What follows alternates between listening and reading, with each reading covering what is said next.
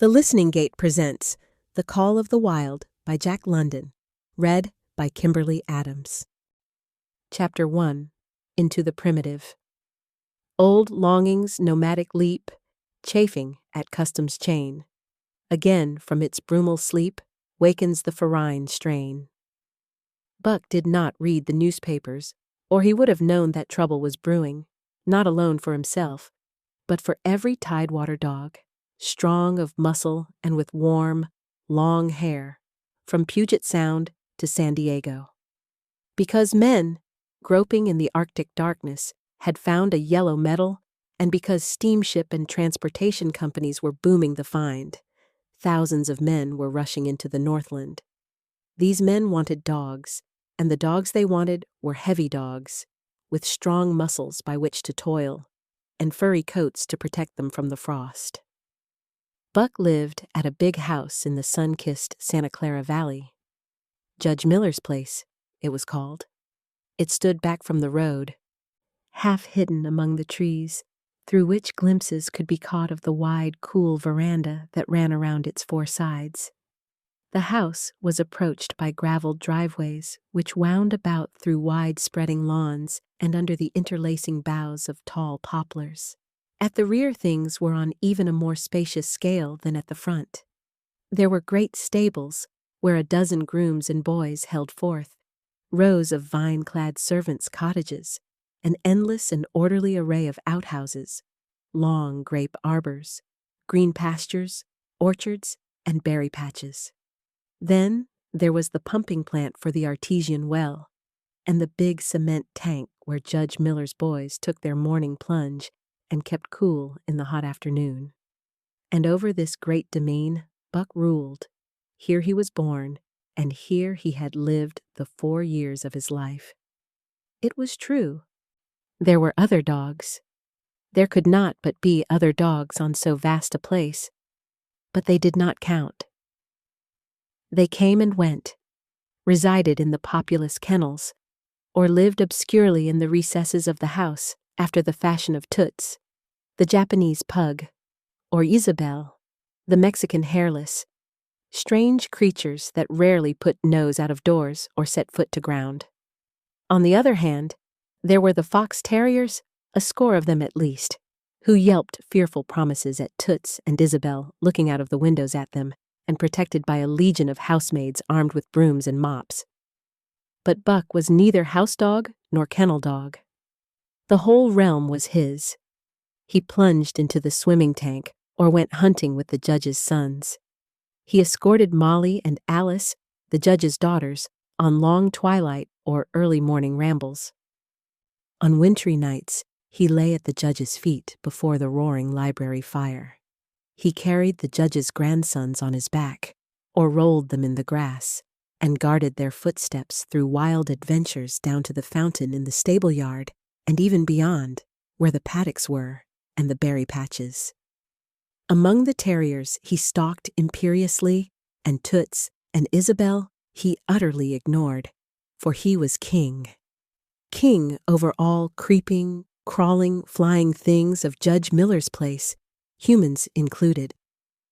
His father, Elmo, a huge Saint Bernard, had been the judge's inseparable companion, and Buck bid fair to follow in the way of his father. He was not so large. He weighed only 140 pounds, for his mother, Shep, had been a Scotch shepherd dog. Nevertheless, 140 pounds, to which was added the dignity that comes of good living and universal respect, enabled him to carry himself in right royal fashion. During the 4 years since his puppyhood, he had lived the life of a sated aristocrat. He had a fine pride in himself, was even a trifle egotistical, as country gentlemen sometimes become because of their insular situation. But he had saved himself by not becoming a mere pampered house dog. Hunting and kindred outdoor delights had kept down the fat and hardened his muscles, and to him, as to the cold tubbing races, the love of water had been a tonic and a health preserver. And this was the manner of dog Buck was in the fall of 1897, when the Klondike strike dragged men from all the world into the frozen north. But Buck did not read the newspapers, and he did not know that Manuel, one of the gardener's helpers, was an undesirable acquaintance. Manuel had one besetting sin. He loved to play Chinese lottery. Also, in his gambling, he had one besetting weakness, faith in a system, and this made his damnation certain. For to play a system requires money, while the wages of a gardener's helper do not lap over the needs of a wife and numerous progeny. The judge was at a meeting of the Raisin Growers Association, and the boys were busy organizing an athletic club on the memorable night of Manuel's treachery. No one saw him and Buck go off through the orchard on what Buck imagined was merely a stroll, and with the exception of a solitary man, no one saw them arrive at the little flag station known as College Park. This man talked with Manuel, and money chinked between them. "You might wrap up the goods before you deliver 'em," the stranger said gruffly, and Manuel doubled a piece of stout rope around Buck's neck under the collar. "Twist it, and you'll choke 'em plenty," said Manuel, and the stranger grunted a ready affirmative. Buck had accepted the rope with quiet dignity. To be sure, it was an unwanted performance, but he had learned to trust in men he knew and to give them credit for a wisdom that outreached his own. But when the ends of the rope were placed in the stranger's hands, he growled menacingly. He had merely intimated his displeasure, in his pride, believing that to intimate was to command. But to his surprise, the rope tightened around his neck, shutting off his breath. In quick rage, he sprang at the man, who met him halfway, grappled him close by the throat, and with a deft twist threw him over on his back.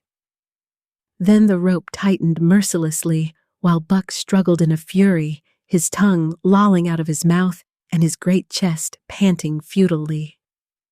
Never in all his life had he been so vilely treated, and never in all his life had he been so angry.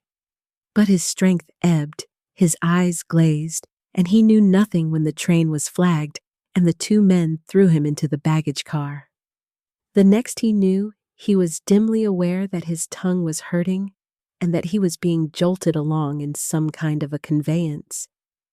The hoarse shriek of a locomotive whistling a crossing told him where he was. He had traveled too often with the judge not to know the sensation of riding in a baggage car. He opened his eyes, and into them came the unbridled anger of a kidnapped king. The man sprang for his throat, but Buck was too quick for him.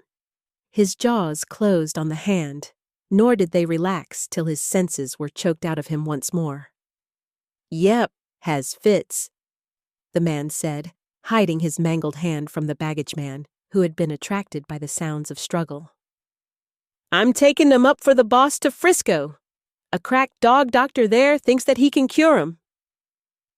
Concerning that night's ride, the man spoke most eloquently for himself in a little shed back of a saloon on the San Francisco waterfront. "All I get is 50 for it," he grumbled, "and I wouldn't do it over for 1,000 cold cash." His hand was wrapped in a bloody handkerchief, and the right trouser leg was ripped from knee to ankle. "How much did the other mug get?" the saloon keeper demanded. 100, was the reply. "Wouldn't take a sou less? So help me." "That makes 150, the saloon keeper calculated. "And he's worth it, or I'm a squarehead." The kidnapper undid the bloody wrappings and looked at his lacerated hand. "If I don't get the hydrophobia, it'll be because you was born to hang," laughed the saloon keeper. "Here, lend me a hand before you pull your freight," he added. Dazed, suffering intolerable pain from throat and tongue, with the life half throttled out of him, Buck attempted to face his tormentors. But he was thrown down and choked repeatedly, till they succeeded in filing the heavy brass collar from off his neck. Then the rope was removed, and he was flung into a cage-like crate. There he lay for the remainder of the weary night, nursing his wrath and wounded pride. He could not understand what it all meant. What did they want with him? These strange men. Why were they keeping him pent up in this narrow crate? He did not know why, but he felt oppressed by the vague sense of impending calamity.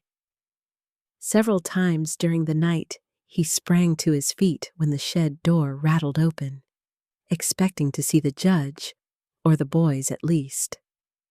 But each time, it was the bulging face of the saloon keeper that peered in at him by the sickly light of a tallow candle. And each time, the joyful bark that trembled in Buck's throat was twisted into a savage growl. But the saloon keeper let him alone, and in the morning, 4 men entered and picked up the crate. More tormentors, Buck decided, for they were evil-looking creatures, ragged and unkempt, and he stormed and raged at them through the bars. They only laughed and poked sticks at him, which he promptly assailed with his teeth till he realized that that was what they wanted. Whereupon he lay down sullenly and allowed the crate to be lifted into a wagon. Then he, and the crate in which he was imprisoned, began a passage through many hands. Clerks in the express office took charge of him. He was carted about in another wagon. A truck carried him, with an assortment of boxes and parcels, upon a ferry steamer. He was trucked off the steamer into a great railway depot, and finally he was deposited in an express car. For 2 days and nights this express car was dragged along at the tail of shrieking locomotives, and for 2 days and nights Buck neither ate nor drank. In his anger, he had met the first advances of the express messengers with growls, and they had retaliated by teasing him. When he flung himself against the bars, quivering and frothing, they laughed at him and taunted him. They growled and barked like detestable dogs, mewed and flapped their arms and crowed. It was all very silly, he knew, but therefore the more outrage to his dignity, and his anger waxed and waxed. He did not mind the hunger so much, but the lack of water caused him severe suffering and fanned his wrath to fever pitch. For that matter, high-strung and finely sensitive, the ill treatment had flung him into a fever, which was fed by the inflammation of his parched and swollen throat and tongue. He was glad for one thing. The rope was off his neck. That had given them an unfair advantage, but now that it was off, he would show them. They would never get another rope around his neck. Upon that, he was resolved. For 2 days and nights, he neither ate nor drank. And during those 2 days and nights of torment, he accumulated a fund of wrath that boded ill for whoever first fell foul of him. His eyes turned bloodshot, and he was metamorphosed into a raging fiend. So changed was he that the judge himself would not have recognized him, and the express messengers breathed with relief when they bundled him off the train at Seattle. 4 men gingerly carried the crate from the wagon into a small, high-walled backyard. A stout man, with a red sweater that sagged generously at the neck, came out and signed the book for the driver. That was the man, Buck divined, the next tormentor, and he hurled himself savagely against the bars. The man smiled grimly and brought a hatchet and a club. "You ain't going to take him out now?" the driver asked. "Sure," the man replied, driving the hatchet into the crate for a pry. There was an instantaneous scattering of the 4 men who had carried it in, and from safe perches on top the wall they prepared to watch the performance. Buck rushed at the splintering wood, sinking his teeth into it, surging and wrestling with it. Wherever the hatchet fell on the outside, he was there on the inside, snarling and growling, as furiously anxious to get out as the man in the red sweater was calmly intent on getting him out. "Now, you red-eyed devil," he said, when he had made an opening sufficient for the passage of Buck's body. At the same time, he dropped the hatchet and shifted the club to his right hand. And Buck was truly a red-eyed devil, as he drew himself together for the spring, hair bristling, mouth foaming, a mad glitter in his bloodshot eyes. Straight at the man he launched his 140 pounds of fury, surcharged with the pent passion of 2 days and nights. In mid-air, just as his jaws were about to close on the man, he received a shock that checked his body and brought his teeth together with an agonizing clip. He whirled over, fetching the ground on his back and side. He had never been struck by a club in his life and did not understand. With a snarl that was part bark and more scream, he was again on his feet and launched into the air. And again the shock came, and he was brought crushingly to the ground. This time he was aware that it was the club, but his madness knew no caution.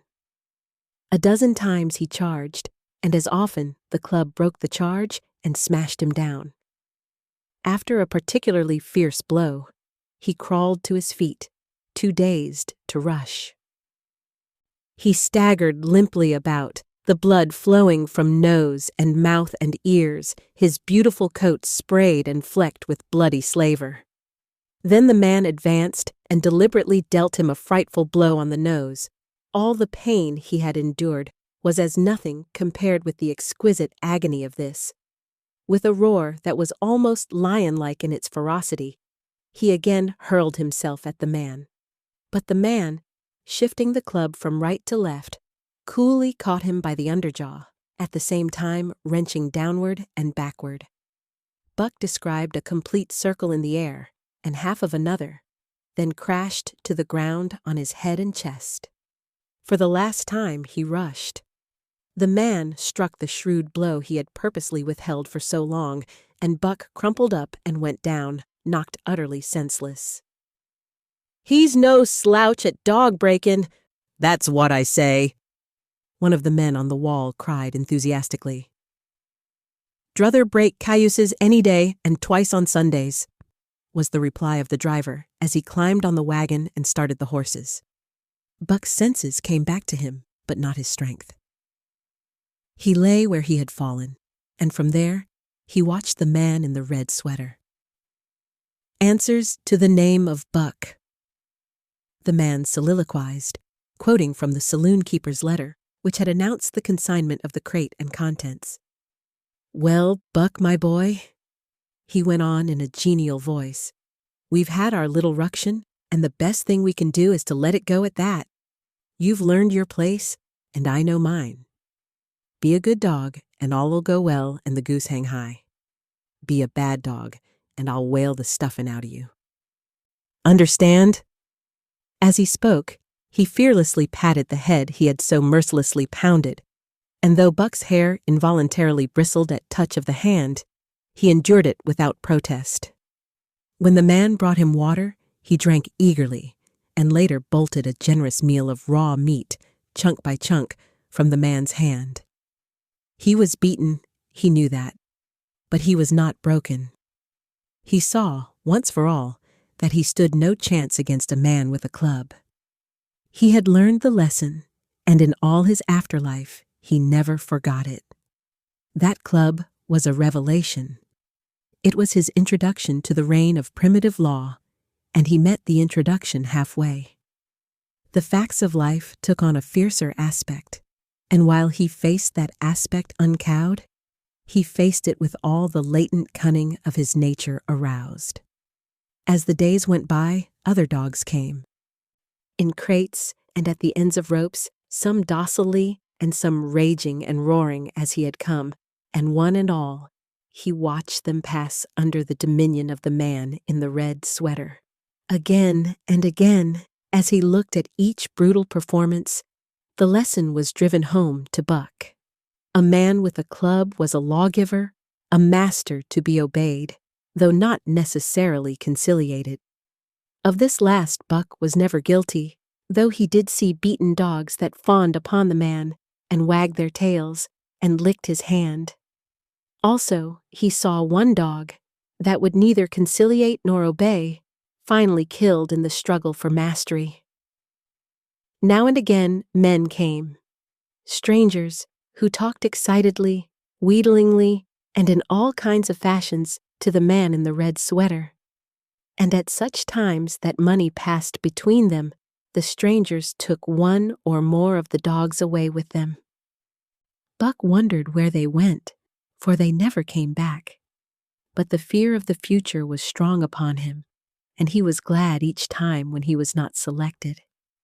Yet his time came, in the end, in the form of a little weazened man who spat broken English and many strange and uncouth exclamations which Buck could not understand.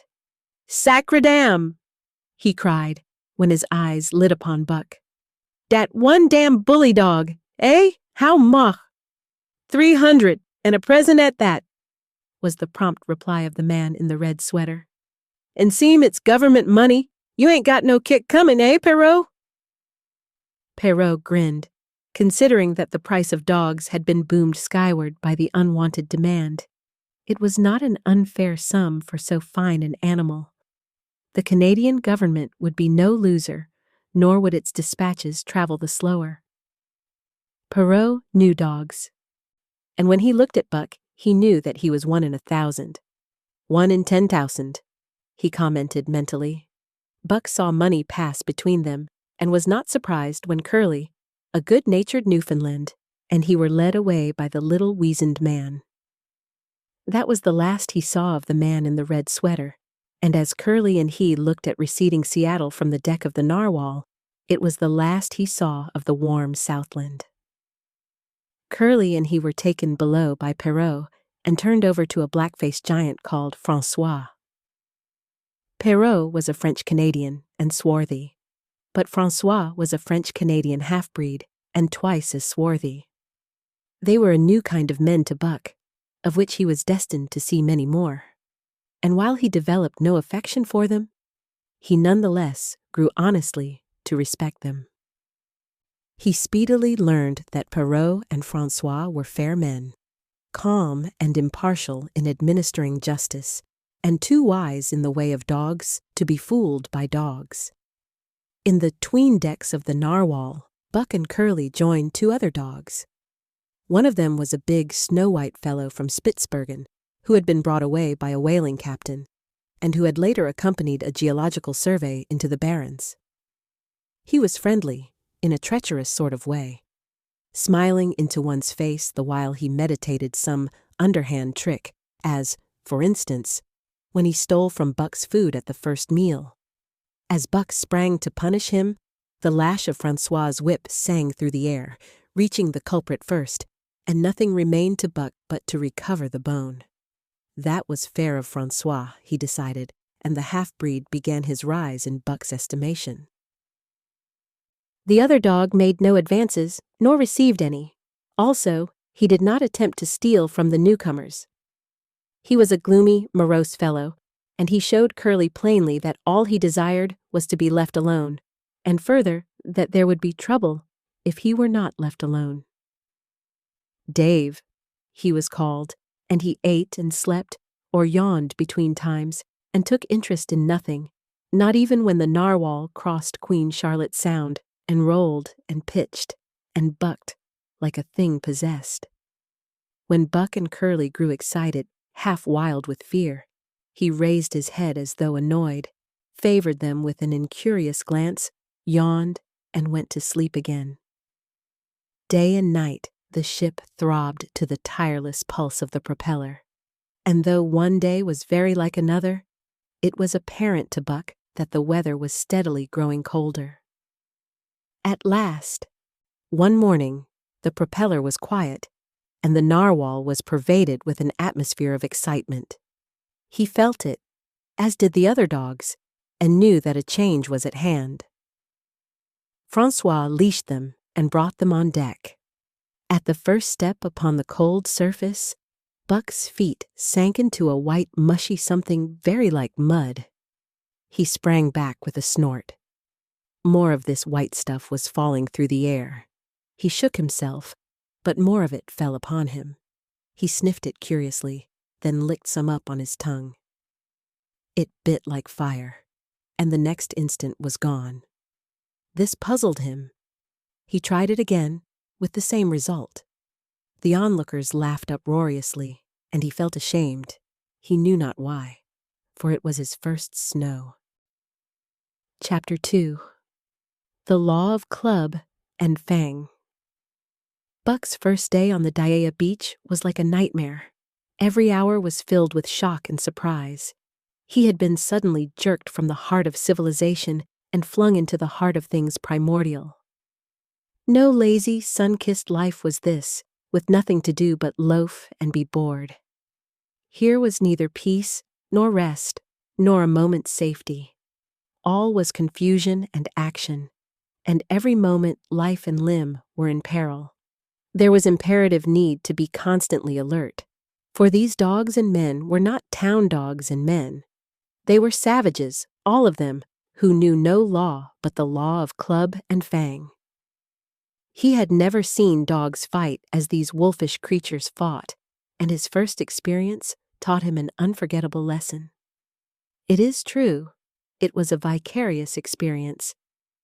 Else he would not have lived to profit by it. Curly was the victim. They were camped near the log store, where she, in her friendly way, made advances to a husky dog the size of a full-grown wolf, though not half so large as she. There was no warning, only a leap in like a flash, a metallic clip of teeth, a leap out equally swift, and Curly's face was ripped open from eye to jaw. It was the wolf manner of fighting, to strike and leap away. But there was more to it than this. 30 or 40 huskies ran to the spot and surrounded the combatants in an intent and silent circle. Buck did not comprehend that silent intentness, nor the eager way with which they were licking their chops. Curly rushed her antagonist, who struck again and leaped aside. He met her next rush with his chest in a peculiar fashion that tumbled her off her feet. She never regained them. This was what the onlooking huskies had waited for. They closed in upon her, snarling and yelping, and she was buried, screaming with agony beneath the bristling mass of bodies. So sudden was it, and so unexpected, that Buck was taken aback. He saw Spitz run out his scarlet tongue in a way he had of laughing, and he saw Francois, swinging an axe, spring into the mess of dogs. 3 men with clubs were helping him to scatter them. It did not take long. 2 minutes from the time Curly went down, the last of her assailants were clubbed off, but she lay there limp and lifeless in the bloody, trampled snow, almost literally torn to pieces, the swart half-breed standing over her and cursing horribly. The scene often came back to Buck to trouble him in his sleep. So that was the way. No fair play. Once down, that was the end of you. Well, he would see to it that he never went down. Spitz ran out his tongue and laughed again, and from that moment Buck hated him with a bitter and deathless hatred. Before he had recovered from the shock caused by the tragic passing of Curly, he received another shock. Francois fastened upon him an arrangement of straps and buckles. It was a harness, such as he had seen the grooms put on the horses at home. And as he had seen horses work, so he was set to work, hauling Francois on a sled to the forest that fringed the valley, and returning with a load of firewood. Though his dignity was sorely hurt by thus being made a draft animal, he was too wise to rebel. He buckled down with a will and did his best, though it was all new and strange. Francois was stern, demanding instant obedience, and by virtue of his whip receiving instant obedience, while Dave, who was an experienced wheeler, nipped Buck's hind quarters whenever he was in error. Spitz was the leader, likewise experienced, and while he could not always get at Buck, he growled sharp reproof now and again, or cunningly threw his weight in the traces to jerk Buck into the way he should go. Buck learned easily, and under the combined tuition of his 2 mates, and Francois made remarkable progress. Ere they returned to camp, he knew enough to stop at Ho, to go ahead at Mush, to swing wide on the bends, and to keep clear of the wheeler when the loaded sled shot downhill at their heels. "Trevere, good dogs," Francois told Perrault. "Dat buck, heem pool lack hell. I took heem quick as anything." By afternoon, Perrault, who was in a hurry to be on the trail with his dispatches, returned with 2 more dogs. Billy and Joe, he called them, 2 brothers, and true huskies both. Sons of the one mother though they were as different as day and night. Billy's one fault was his excessive good nature, while Joe was the very opposite, sour and introspective, with a perpetual snarl and a malignant eye. Buck received them in comradely fashion, Dave ignored them, while Spitz proceeded to thrash first one and then the other. Billy wagged his tail appeasingly, turned to run when he saw that appeasement was of no avail, and cried, still appeasingly, when Spitz's sharp teeth scored his flank. But no matter how Spitz circled, Joe whirled around on his heels to face him, mane bristling, ears laid back, lips writhing and snarling, jaws clipping together as fast as he could snap, and eyes diabolically gleaming, the incarnation of belligerent fear. So terrible was his appearance that Spitz was forced to forego disciplining him, but to cover his own discomfiture, he turned upon the inoffensive and wailing Billy, and drove him to the confines of the camp. By evening, Perrault secured another dog, an old husky, long and lean and gaunt, with a battle-scarred face and a single eye, which flashed a warning of prowess that commanded respect. He was called Sol-Lex, which means the angry one. Like Dave, he asked nothing, gave nothing, expected nothing, and when he marched slowly and deliberately into their midst, even Spitz left him alone. He had one peculiarity which Buck was unlucky enough to discover. He did not like to be approached on his blind side. Of this offense, Buck was unwittingly guilty, and the first knowledge he had of his indiscretion was when Sol-Lex whirled upon him and slashed his shoulder to the bone for 3 inches up and down. Forever after Buck avoided his blind side, and to the last of their comradeship had no more trouble.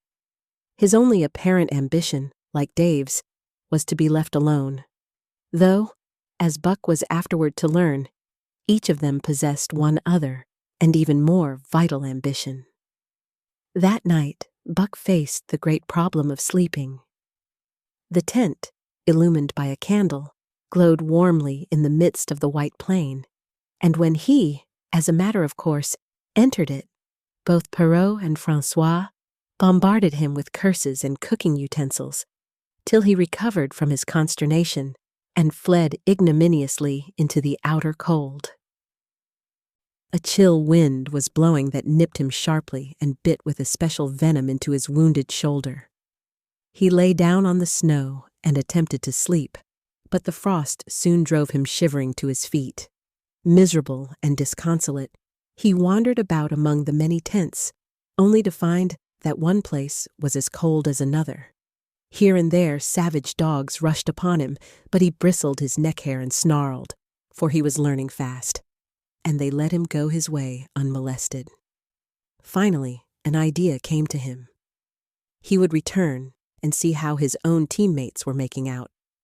To his astonishment, they had disappeared. Again, he wandered about through the great camp, looking for them, and again he returned. Were they in the tent? No, that could not be, else he would not have been driven out. Then where could they possibly be? With drooping tail and shivering body, very forlorn indeed, he aimlessly circled the tent. Suddenly, the snow gave way beneath his forelegs, and he sank down. Something wriggled under his feet. He sprang back, bristling and snarling, fearful of the unseen and unknown. But a friendly little yelp reassured him, and he went back to investigate. A whiff of warm air ascended to his nostrils, and there, curled up under the snow in a snug ball, lay Billy. He whined placatingly, squirmed and wriggled, to show his goodwill and intentions, and even ventured, as a bribe for peace, to lick Buck's face with his warm, wet tongue. Another lesson. So that was the way they did it, eh? Buck confidently selected a spot, and with much fuss and waste effort, proceeded to dig a hole for himself. In a trice, the heat from his body filled the confined space, and he was asleep. The day had been long and arduous, and he slept soundly and comfortably, though he growled and barked and wrestled with bad dreams. Nor did he open his eyes till roused by the noises of the waking camp. At first, he did not know where he was. It had snowed during the night, and he was completely buried. The snow walls pressed him on every side, and a great surge of fear swept through him. The fear of the wild thing for the trap. It was a token that he was harking back through his own life to the lives of his forebears. For he was a civilized dog, an unduly civilized dog, and of his own experience knew no trap, and so could not of himself fear it. The muscles of his whole body contracted spasmodically and instinctively. The hair on his neck and shoulders stood on end, and with a ferocious snarl he bounded straight up into the blinding day, the snow flying about him in a flashing cloud. Ere he landed on his feet, he saw the white camp spread out before him, and knew where he was, and remembered all that had passed from the time he went for a stroll with Manuel to the hole he had dug for himself the night before. A shout from Francois hailed his appearance. "What I say?" the dog driver cried to Perrault. "Dat Buck for sure learn queek as anything." Perrault nodded gravely. As courier for the Canadian government, bearing important dispatches, he was anxious to secure the best dogs, and he was particularly gladdened by the possession of Buck. 3 more huskies were added to the team inside an hour, making a total of 9, and before another quarter of an hour had passed, they were in harness and swinging up the trail toward the Diea Canyon. Buck was glad to be gone, and though the work was hard, he found he did not particularly despise it. He was surprised at the eagerness which animated the whole team, and which was communicated to him. But still more surprising was the change wrought in Dave and Sol-leks. They were new dogs, utterly transformed by the harness. All passiveness and unconcern had dropped from them. They were alert and active, anxious that the work should go well, and fiercely irritable with whatever, by delay or confusion, retarded that work. The toil of the traces seemed the supreme expression of their being, and all that they lived for, and the only thing in which they took delight. Dave was wheeler or sled dog. Pulling in front of him was Buck, then came Sol-leks. The rest of the team was strung out ahead, single file, to the leader, which position was filled by Spitz. Buck had been purposely placed between Dave and Sol-leks so that he might receive instruction. Apt scholar that he was, they were equally apt teachers, never allowing him to linger long in error and enforcing their teaching with their sharp teeth. Dave was fair and very wise. He never nipped Buck without cause, and he never failed to nip him when he stood in need of it. As Francois's whip backed him up, Buck found it to be cheaper to mend his ways than to retaliate. Once, during a brief halt, when he got tangled in the traces and delayed the start, both Dave and Sol-leks flew at him and administered a sound trouncing. The resulting tangle was even worse, but Buck took good care to keep the traces clear thereafter. And ere the day was done, so well had he mastered his work, his mates about ceased nagging him. Francois's whip snapped less frequently, and Perrault even honored Buck by lifting up his feet and carefully examining them. It was a hard day's run, up the canyon, through sheep camp, past the scales and the timberline, across glaciers and snowdrifts hundreds of feet deep, and over the great Chilkoot Divide, which stands between the salt water and the fresh, and guards forbiddingly the sad and lonely north. They made good time down the chain of lakes which fills the craters of extinct volcanoes, and late that night pulled into the huge camp at the head of Lake Bennett, where thousands of gold seekers were building boats against the breakup of the ice in the spring. Buck made his hole in the snow and slept the sleep of the exhausted just, but all too early was routed out in the cold darkness and harnessed with his mates to the sled. That day they made 40 miles, the trail being packed. But the next day, and for many days to follow, they broke their own trail, worked harder, and made poorer time. As a rule, Perrault traveled ahead of the team, packing the snow with webbed shoes to make it easier for them. François, guiding the sled at the gee-pole, sometimes exchanged places with him, but not often. Perrault was in a hurry, and he prided himself on his knowledge of ice, which knowledge was indispensable, for the fall ice was very thin, and where there was swift water, there was no ice at all. Day after day, for days unending, Buck toiled in the traces. Always they broke camp in the dark, and the first gray of dawn found them hitting the trail with fresh miles reeled off behind them. And always they pitched camp after dark, eating their bit of fish and crawling to sleep into the snow. Buck was ravenous.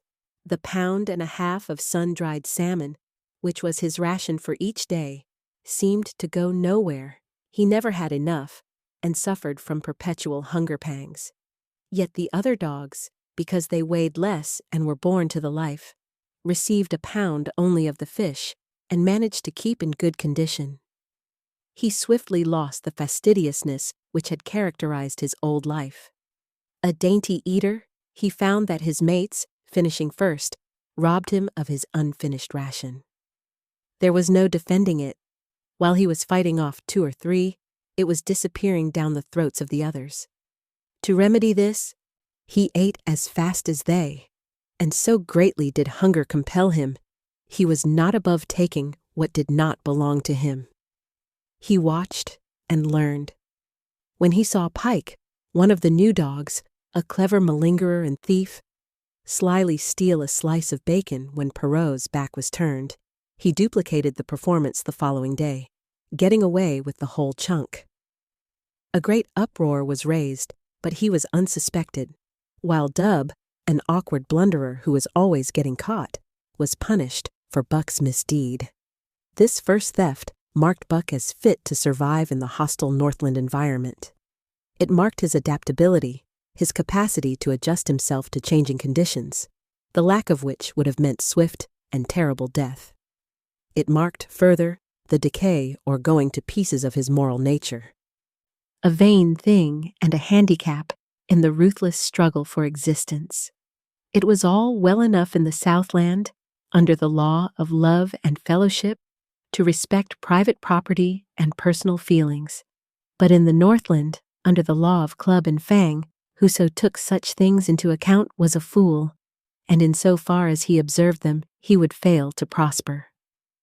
Not that Buck reasoned it out. He was fit, that was all, and unconsciously he accommodated himself to the new mode of life. All his days, no matter what the odds, he had never run from a fight. But the club of the man in the red sweater had beaten into him a more fundamental and primitive code. Civilized, he could have died for a moral consideration, say the defense of Judge Miller's riding whip, but the completeness of his decivilization was now evidenced by his ability to flee from the defense of a moral consideration and so save his hide. He did not steal for joy of it, but because of the clamor of his stomach.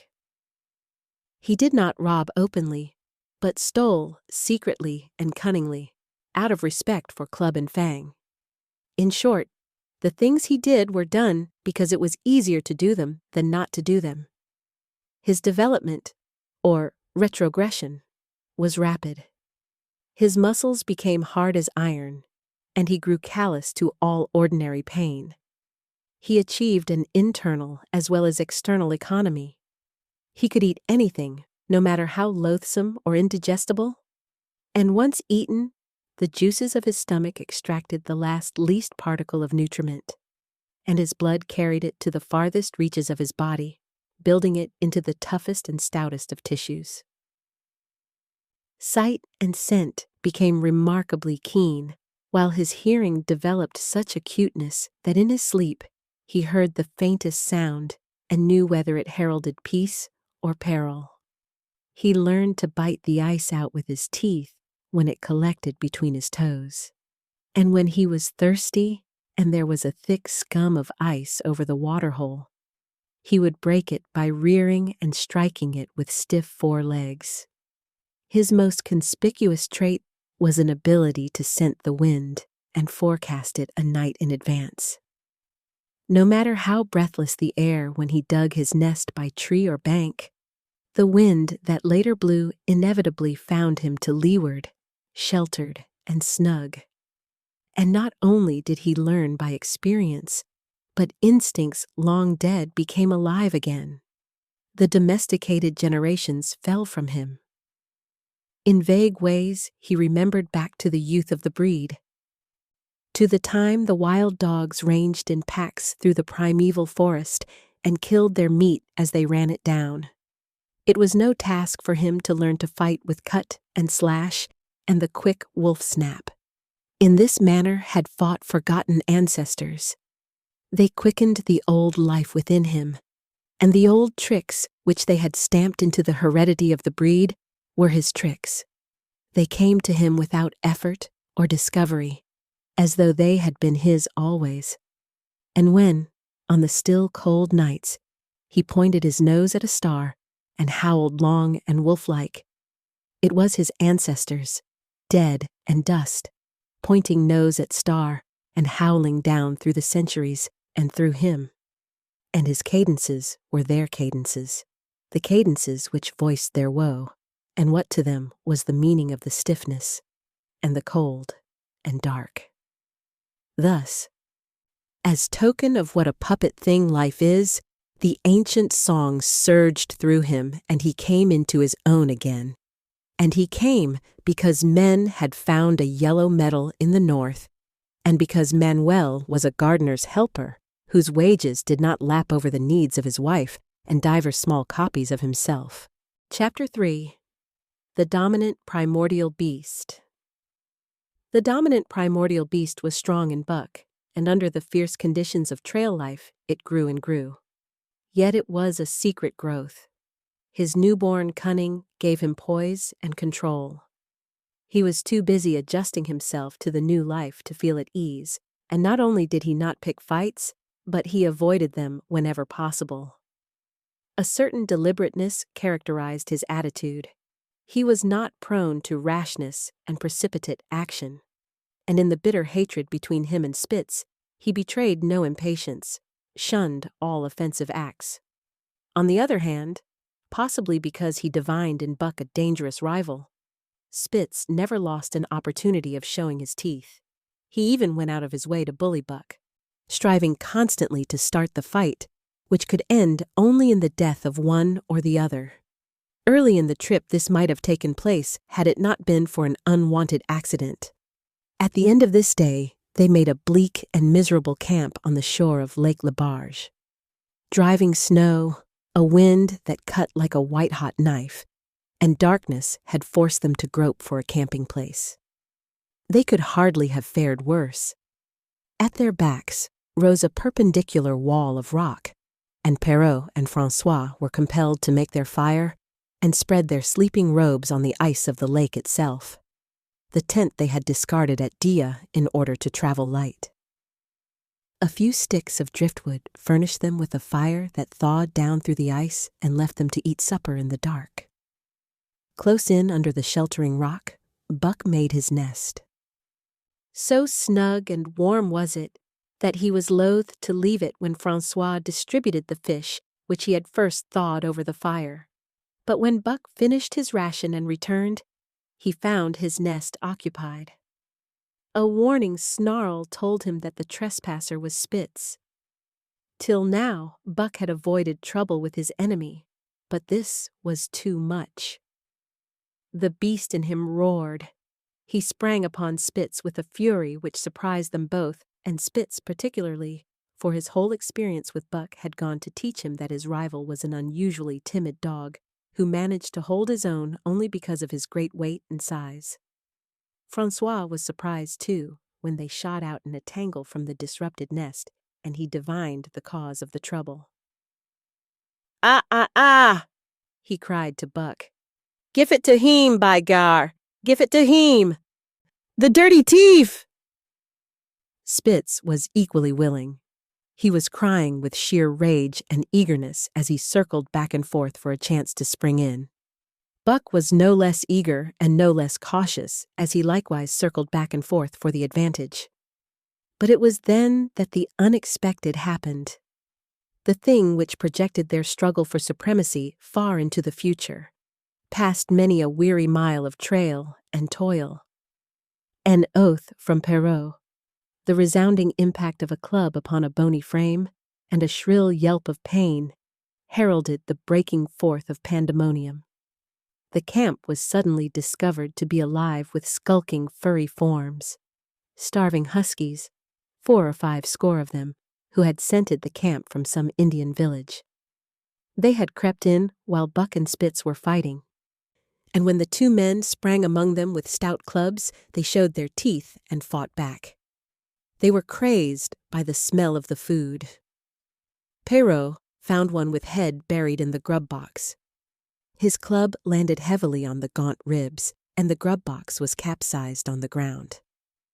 On the instant, a score of the famished brutes were scrambling for the bread and bacon.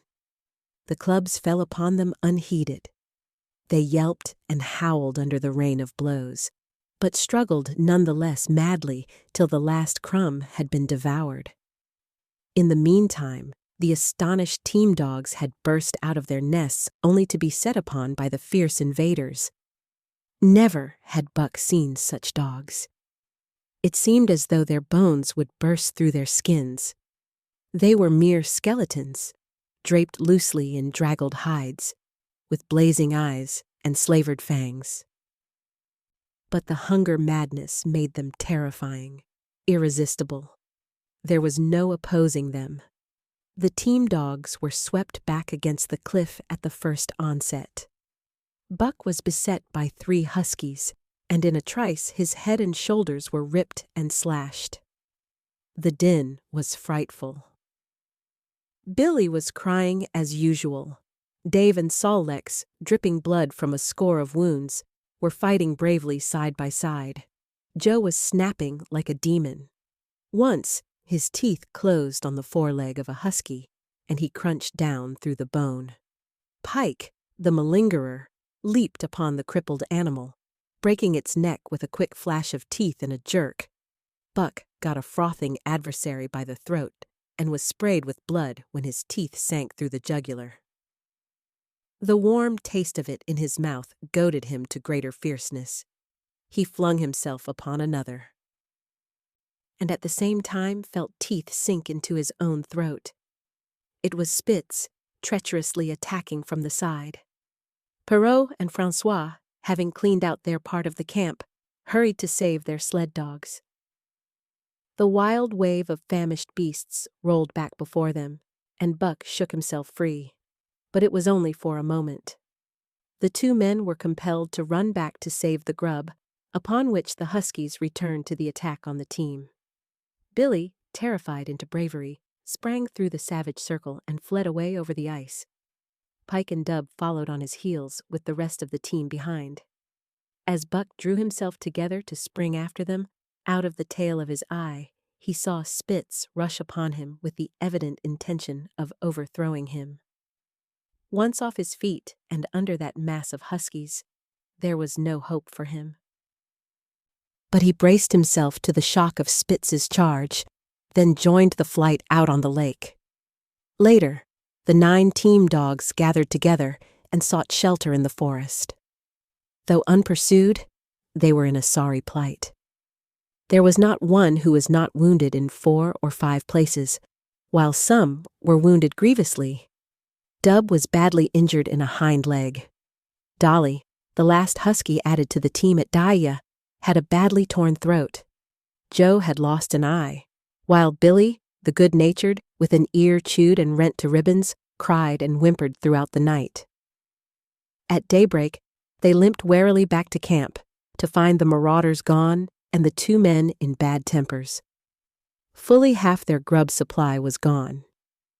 The huskies had chewed through the sled lashings and canvas coverings. In fact, nothing, no matter how remotely eatable, had escaped them. They had eaten a pair of Perrault's moosehide moccasins, chunks out of the leather traces, and even 2 feet of lash from the end of Francois's whip. He broke from a mournful contemplation of it to look over his wounded dogs. "Ah, my friends," he said softly, "maybe it mek you mad dog. Dose many bites. Maybe all mad dogs, sacred am. What you tink, eh, Perrault?" The courier shook his head dubiously. With 400 miles of trail still between him and Dawson, he could ill afford to have madness break out among his dogs. 2 hours of cursing and exertion got the harnesses into shape, and the wound-stiffened team was underway, struggling painfully over the hardest part of the trail they had yet encountered, and for that matter, the hardest between them and Dawson. The 30-mile river was wide open. Its wild water defied the frost, and it was in the eddies only and in the quiet places that the ice held it all. 6 days of exhausting toil were required to cover those 30 terrible miles, and terrible they were, for every foot of them was accomplished at the risk of life to dog and man. A dozen times, Perrault, nosing the way, broke through the ice bridges, being saved by the long pole he carried, which he so held that it fell each time across the hole made by his body. But a cold snap was on, the thermometer registering 50 below zero, and each time he broke through, he was compelled for very life to build a fire and dry his garments. Nothing daunted him. It was because nothing daunted him that he had been chosen for government courier. He took all manner of risks, resolutely thrusting his little weazened face into the frost and struggling on from dim dawn to dark. He skirted the frowning shores on rim ice that bent and crackled underfoot and upon which they dared not halt. Once, the sled broke through with Dave and Buck, and they were half frozen and all but drowned by the time they were dragged out.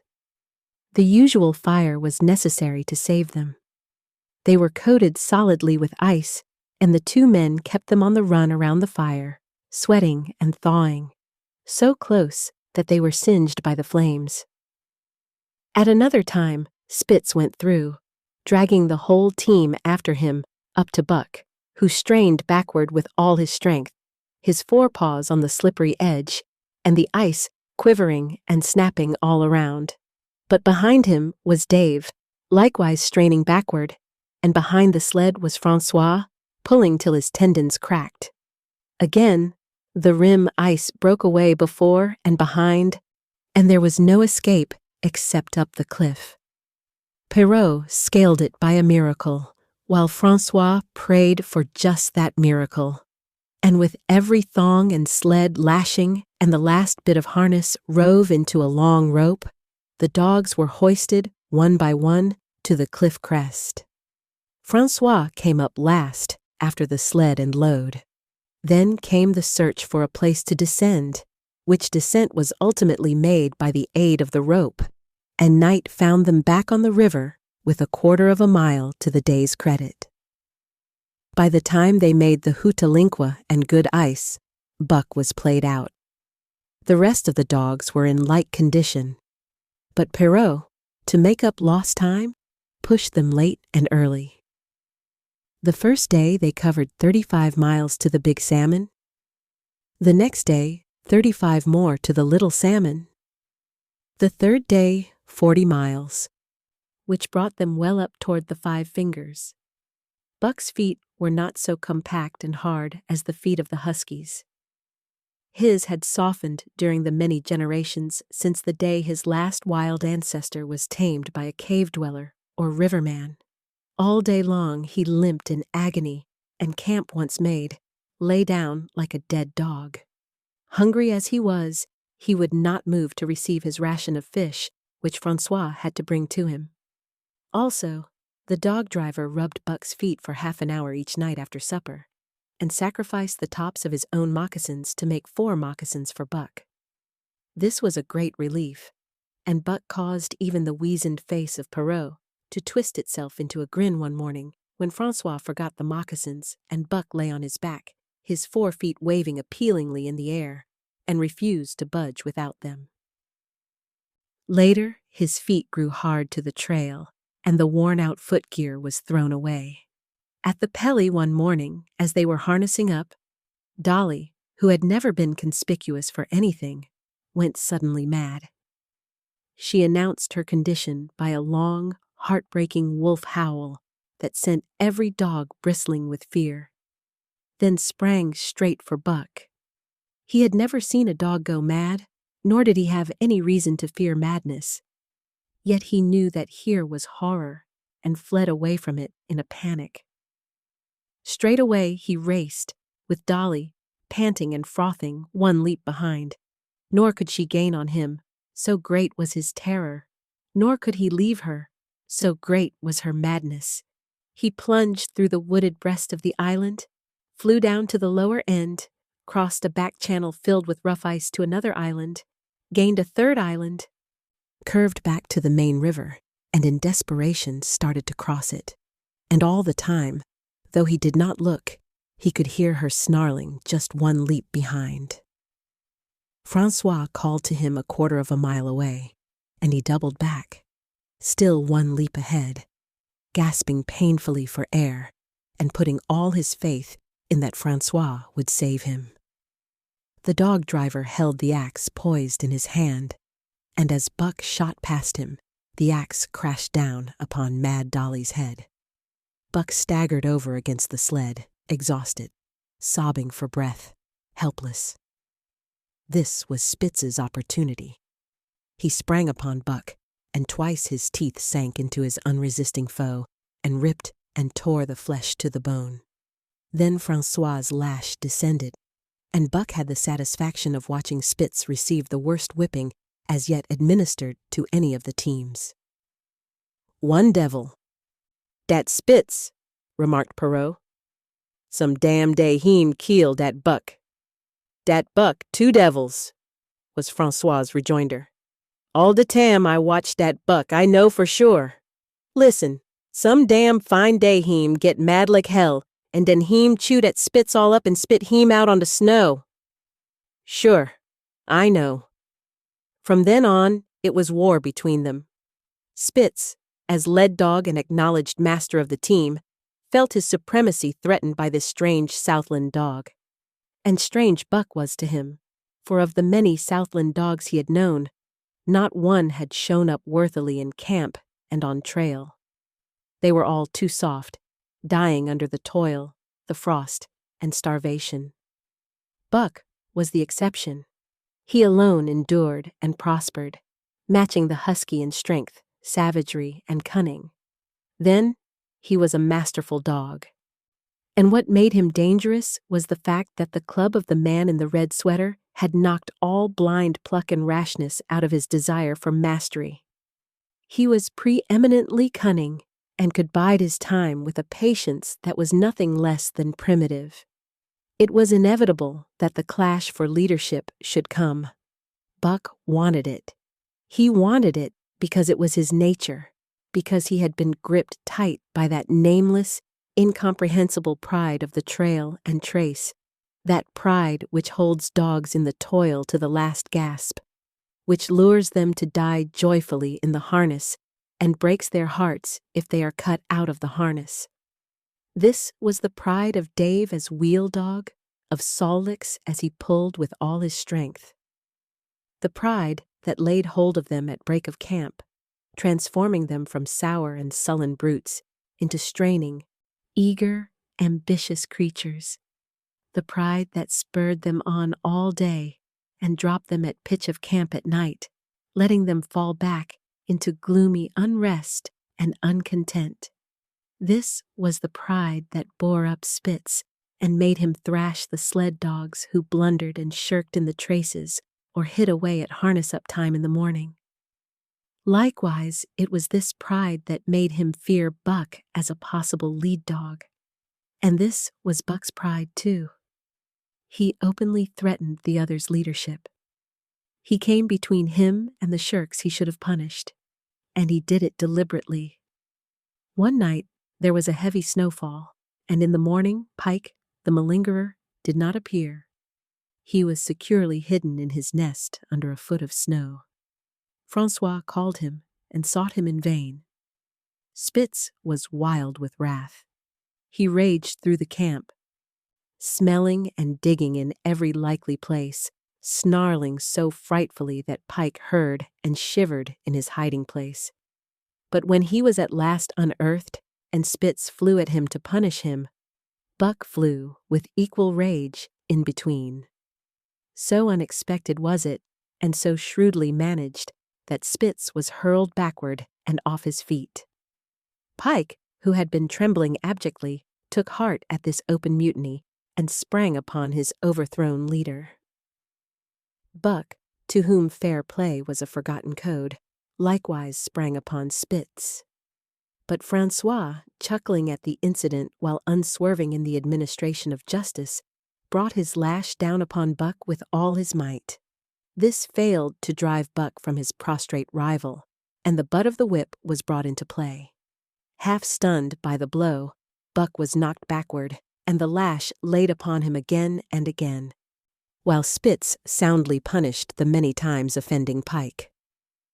In the days that followed, as Dawson grew closer and closer, Buck still continued to interfere between Spitz and the culprits. But he did it craftily when Francois was not around.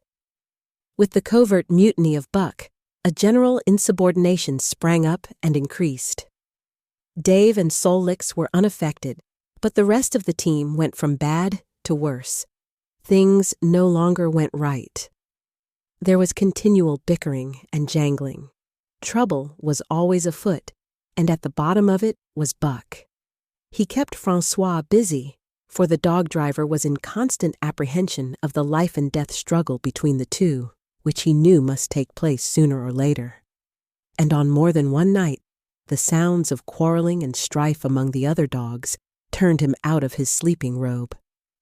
Fearful that Buck and Spitz were at it, but the opportunity did not present itself, and they pulled into Dawson one dreary afternoon with the great fight still to come. Here were many men and countless dogs, and Buck found them all at work. It seemed the ordained order of things that dogs should work. All day they swung up and down the main street in long teams, and in the night their jingling bells still went by. They hauled cabin logs and firewood, freighted up to the mines, and did all manner of work that horses did in the Santa Clara Valley. Here and there Buck met Southland dogs, but in the main they were the wild wolf husky breed. Every night, regularly, at 9, at 12, at 3, they lifted a nocturnal song, a weird and eerie chant in which it was Buck's delight to join. With the aurora borealis flaming coldly overhead, or the stars leaping in the frost dance, and the land numb and frozen under its pall of snow. This song of the huskies might have been the defiance of life, only it was pitched in minor key, with long-drawn wailings and half-sobs, and was more the pleading of life, the articulate travail of existence. It was an old song, old as the breed itself, one of the first songs of the younger world in a day when songs were sad. It was invested with the woe of unnumbered generations, this plaint by which Buck was so strangely stirred. When he moaned and sobbed, it was with the pain of living that was of old the pain of his wild fathers, and the fear and mystery of the cold and dark that was to them fear and mystery. and that he should be stirred by it marked the completeness with which he harked back through the ages of fire and roof to the raw beginnings of life in the howling ages. 7 days from the time they pulled into Dawson, they dropped down the steep bank by the barracks to the Yukon Trail and pulled for Daya and salt water. Perot was carrying dispatches, if anything, more urgent than those he had brought in. Also, the travel pride had gripped him, and he purposed to make the record trip of the year. Several things favored him in this. The week's rest had recuperated the dogs and put them in thorough trim. The trail they had broken into the country was packed hard by later journeyers. And further, the police had arranged in 2 or 3 places deposits of grub for dog and man, and he was traveling light. They made 60 Mile, which is a 50-mile run, on the first day, and the second day saw them booming up the Yukon well on their way to Pelly. But such splendid running was achieved not without great trouble and vexation on the part of Francois. The insidious revolt led by Buck had destroyed the solidarity of the team. It no longer was as one dog leaping in the traces. The encouragement Buck gave the rebels led them into all kinds of petty misdemeanors.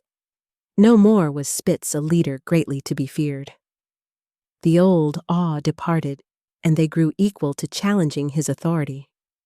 Pike robbed him of half a fish one night and gulped it down under the protection of Buck. Another night, Dub and Joe fought Spitz and made him forego the punishment they deserved. And even Billy, the good-natured, was less good-natured and whined not half so placatingly as in former days. Buck never came near Spitz without snarling and bristling menacingly. In fact, his conduct approached that of a bully, and he was given to swaggering up and down before Spitz's very nose. The breaking down of discipline likewise affected the dogs in their relations with one another. They quarreled and bickered more than ever among themselves, till at times the camp was a howling bedlam. Dave and Sol-Leks alone were unaltered, though they were made irritable by the unending squabbling. Francois swore strange, barbarous oaths, and stamped the snow in futile rage, and tore his hair. His lash was always singing among the dogs, but it was of small avail. Directly his back was turned, they were at it again. He backed up Spitz with his whip, while Buck backed up the remainder of the team. Francois knew he was behind all the trouble, and Buck knew he knew, but Buck was too clever ever again to be caught red-handed. He worked faithfully in the harness, for the toil had become a delight to him. Yet it was a greater delight slyly to precipitate a fight amongst his mates and tangle the traces. At the mouth of the Tahkeena, one night after supper, Dub turned up a snowshoe rabbit, blundered it, and missed. In a second, the whole team was in full cry. 100 yards away was a camp of the Northwest Police, with 50 dogs, huskies all, who joined the chase. The rabbit sped down the river, turned off into a small creek, up the frozen bed of which it held steadily. It ran lightly on the surface of the snow, while the dogs plowed through by main strength. Buck led the pack, 60 strong, around bend after bend, but he could not gain. He lay down low to the race, whining eagerly, his splendid body flashing forward, leap by leap, in the wan white moonlight, and leap by leap, like some pale frost wraith, the snowshoe rabbit flashed on ahead. All that stirring of old instincts which at stated periods drives men out from the sounding cities, to forest and plain, to kill things by chemically propelled leaden pellets. The bloodlust, the joy to kill. All this was Buck's, only it was infinitely more intimate. He was ranging at the head of the pack, running the wild thing down, the living meat, to kill with his own teeth and wash his muzzle to the eyes in warm blood. There is an ecstasy that marks the summit of life, and beyond which life cannot rise. And such is the paradox of living. This ecstasy comes when one is most alive, and it comes as a complete forgetfulness that one is alive. This ecstasy, this forgetfulness of living, comes to the artist, caught up and out of himself in a sheet of flame. It comes to the soldier, war-mad on a stricken field and refusing quarter. And it came to Buck, leading the pack, sounding the old wolf cry, straining after the food that was alive and that fled swiftly before him through the moonlight. He was sounding the deeps of his nature and of the parts of his nature that were deeper than he, going back into the womb of time. He was mastered by the sheer surging of life, the tidal wave of being, the perfect joy of each separate muscle, joint, and sinew, in that it was everything that was not death, that it was aglow and rampant, expressing itself in movement, flying exultantly under the stars and over the face of dead matter that did not move. But Spitz, cold and calculating even in his supreme moods, left the pack and cut across a narrow neck of land where the creek made a long bend around. Buck did not know of this, and as he rounded the bend, the frost wraith of a rabbit still flitting before him, he saw another and larger frost wraith leap from the overhanging bank into the immediate path of the rabbit. It was Spitz. The rabbit could not turn, and as the white teeth broke its back in mid-air, it shrieked as loudly as a stricken man may shriek. At sound of this, the cry of life plunging down from life's apex in the grip of death, the full pack at Buck's heels raised a hell's chorus of delight. Buck did not cry out. He did not check himself, but drove in upon Spitz, shoulder to shoulder, so hard that he missed the throat. They rolled over and over in the powdery snow. Spitz gained his feet almost as though he had not been overthrown, slashing Buck down the shoulder and leaping clear. Twice his teeth clipped together, like the steel jaws of a trap, as he backed away for better footing, with lean and lifting lips that writhed and snarled. In a flash, Buck knew it. The time had come. It was to the death. As they circled about, snarling, ears laid back, keenly watchful for the advantage, the scene came to Buck with a sense of familiarity. He seemed to remember it all, the white woods and earth and moonlight and the thrill of battle. Over the whiteness and silence brooded a ghostly calm. There was not the faintest whisper of air. Nothing moved, not a leaf quivered, the visible breaths of the dogs rising slowly and lingering in the frosty air. They had made short work of the snowshoe rabbit, these dogs that were ill-tamed wolves, and they were now drawn up in an expectant circle. They, too, were silent, their eyes only gleaming and their breaths drifting slowly upward. To Buck, it was nothing new or strange, this scene of old time. It was as though it had always been, the wonted way of things. Spitz was a practiced fighter. From Spitzbergen through the Arctic and across Canada and the Barrens, he had held his own with all manner of dogs and achieved to mastery over them. Bitter rage was his, but never blind rage. In passion to rend and destroy. He never forgot that his enemy was in like passion to rend and destroy. He never rushed till he was prepared to receive a rush, never attacked till he had first defended that attack. In vain, Buck strove to sink his teeth in the neck of the big white dog. Wherever his fangs struck for the softer flesh, they were countered by the fangs of Spitz. Fang clashed fang, and lips were cut and bleeding, but Buck could not penetrate his enemy's guard. Then he warmed up and enveloped Spitz in a whirlwind of rushes. Time and time again he tried for the snow-white throat, where life bubbled near to the surface, and each time and every time Spitz slashed him and got away. Then Buck took to rushing, as though for the throat, when, suddenly drawing back his head and curving in from the side, he would drive his shoulder at the shoulder of Spitz, as a ram by which to overthrow him. But instead, Buck's shoulder was slashed down each time as Spitz leaped lightly away. Spitz was untouched, while Buck was streaming with blood and panting hard. The fight was growing desperate. And all the while, the silent and wolfish circle waited to finish off whichever dog went down. As Buck grew winded, Spitz took to rushing, and he kept him staggering for footing. Once Buck went over, and the whole circle of 60 dogs started up. But he recovered himself, almost in mid-air, and the circle sank down again and waited. But Buck possessed a quality that made for greatness: imagination. He fought by instinct, but he could fight by head as well. He rushed, as though attempting the old shoulder trick, but at the last instant swept low to the snow and in.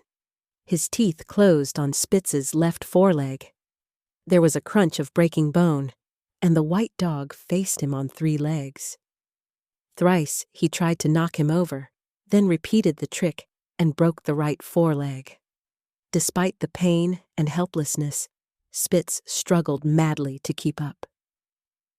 He saw the silent circle with gleaming eyes, lolling tongues, and silvery breaths drifting upward, closing in upon him as he had seen similar circles close in upon beaten antagonists in the past.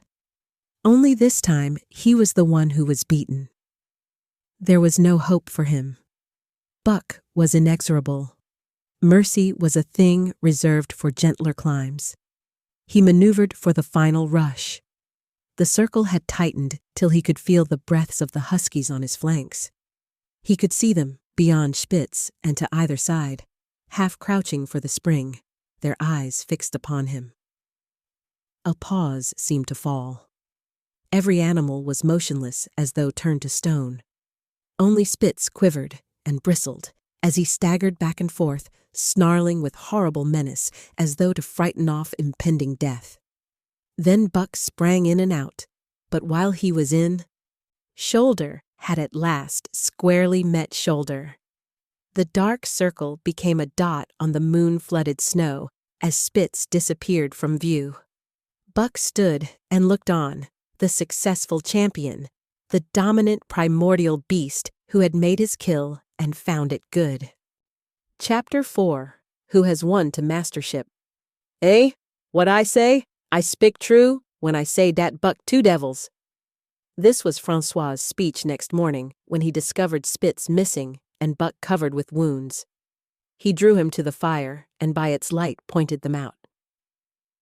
Dat Spitz fight like hell, said Perrault, as he surveyed the gaping rips and cuts. And dat Buck fight like 2 hells, was Francois's answer. And now we make good time. No more Spitz, no more trouble, sure. While Perrault packed the camp outfit and loaded the sled, the dog driver proceeded to harness the dogs. Buck trotted up to the place Spitz would have occupied as leader, but Francois, not noticing him, brought Sol-Leks to the coveted position. In his judgment, Sol-Leks was the best lead dog left. Buck sprang upon Sol-Leks in a fury, driving him back and standing in his place. Eh? Eh? Francois cried, slapping his thighs gleefully. Look at dat Buck. Heem kill dat Spitz. Heem tink to take the job. Go away, Chook, he cried, but Buck refused to budge. He took Buck by the scruff of the neck, and though the dog growled threateningly, dragged him to one side and replaced Sol-Leks. The old dog did not like it and showed plainly that he was afraid of Buck. Francois was obdurate, but when he turned his back, Buck again displaced Sol-Leks, who was not at all unwilling to go. Francois was angry. Now by gar, I feex you, he cried, coming back with a heavy club in his hand. Buck remembered the man in the red sweater and retreated slowly. Nor did he attempt to charge in when Sol-Leks was once more brought forward. But he circled just beyond the range of the club, snarling with bitterness and rage, and while he circled, he watched the club so as to dodge it if thrown by Francois, for he was become wise in the way of clubs. The driver went about his work, and he called to Buck when he was ready to put him in his old place in front of Dave. Buck retreated 2 or 3 steps. Francois followed him up, whereupon he again retreated. After some time of this, Francois threw down the club, thinking that Buck feared a thrashing. But Buck was in open revolt. He wanted not to escape a clubbing, but to have the leadership. It was his by right. He had earned it, and he would not be content with less. Perrault took a hand. Between them they ran him about for the better part of an hour. They threw clubs at him. He dodged. They cursed him, and his fathers and mothers before him, and all his seed to come after him down to the remotest generation, and every hair on his body and drop of blood in his veins. And he answered curse with snarl and kept out of their reach. He did not try to run away, but retreated around and around the camp, advertising plainly that when his desire was met, he would come in and be good. Francois sat down and scratched his head. Perrault looked at his watch and swore. Time was flying, and they should have been on the trail an hour gone. Francois scratched his head again. He shook it and grinned sheepishly at the courier, who shrugged his shoulders in sign that they were beaten. Then Francois went up to where Solix stood and called to Buck. Buck laughed, as dogs laugh, yet kept his distance. Francois unfastened Solix's traces and put him back in his old place. The team stood harnessed to the sled in an unbroken line, ready for the trail. There was no place for Buck, save at the front. Once more Francois called, and once more Buck laughed and kept away. "Trow down to club," Perrault commanded. Francois complied, whereupon Buck trotted in, laughing triumphantly, and swung around into position at the head of the team. His traces were fastened, the sled broken out, and with both men running, they dashed out onto the river trail. Highly as the dog driver had forevalued Buck, with his 2 devils, he found, while the day was yet young, that he had undervalued. At a bound, Buck took up the duties of leadership, and where judgment was required, and quick thinking and quick acting, he showed himself the superior even of Spitz, of whom Francois had never seen an equal.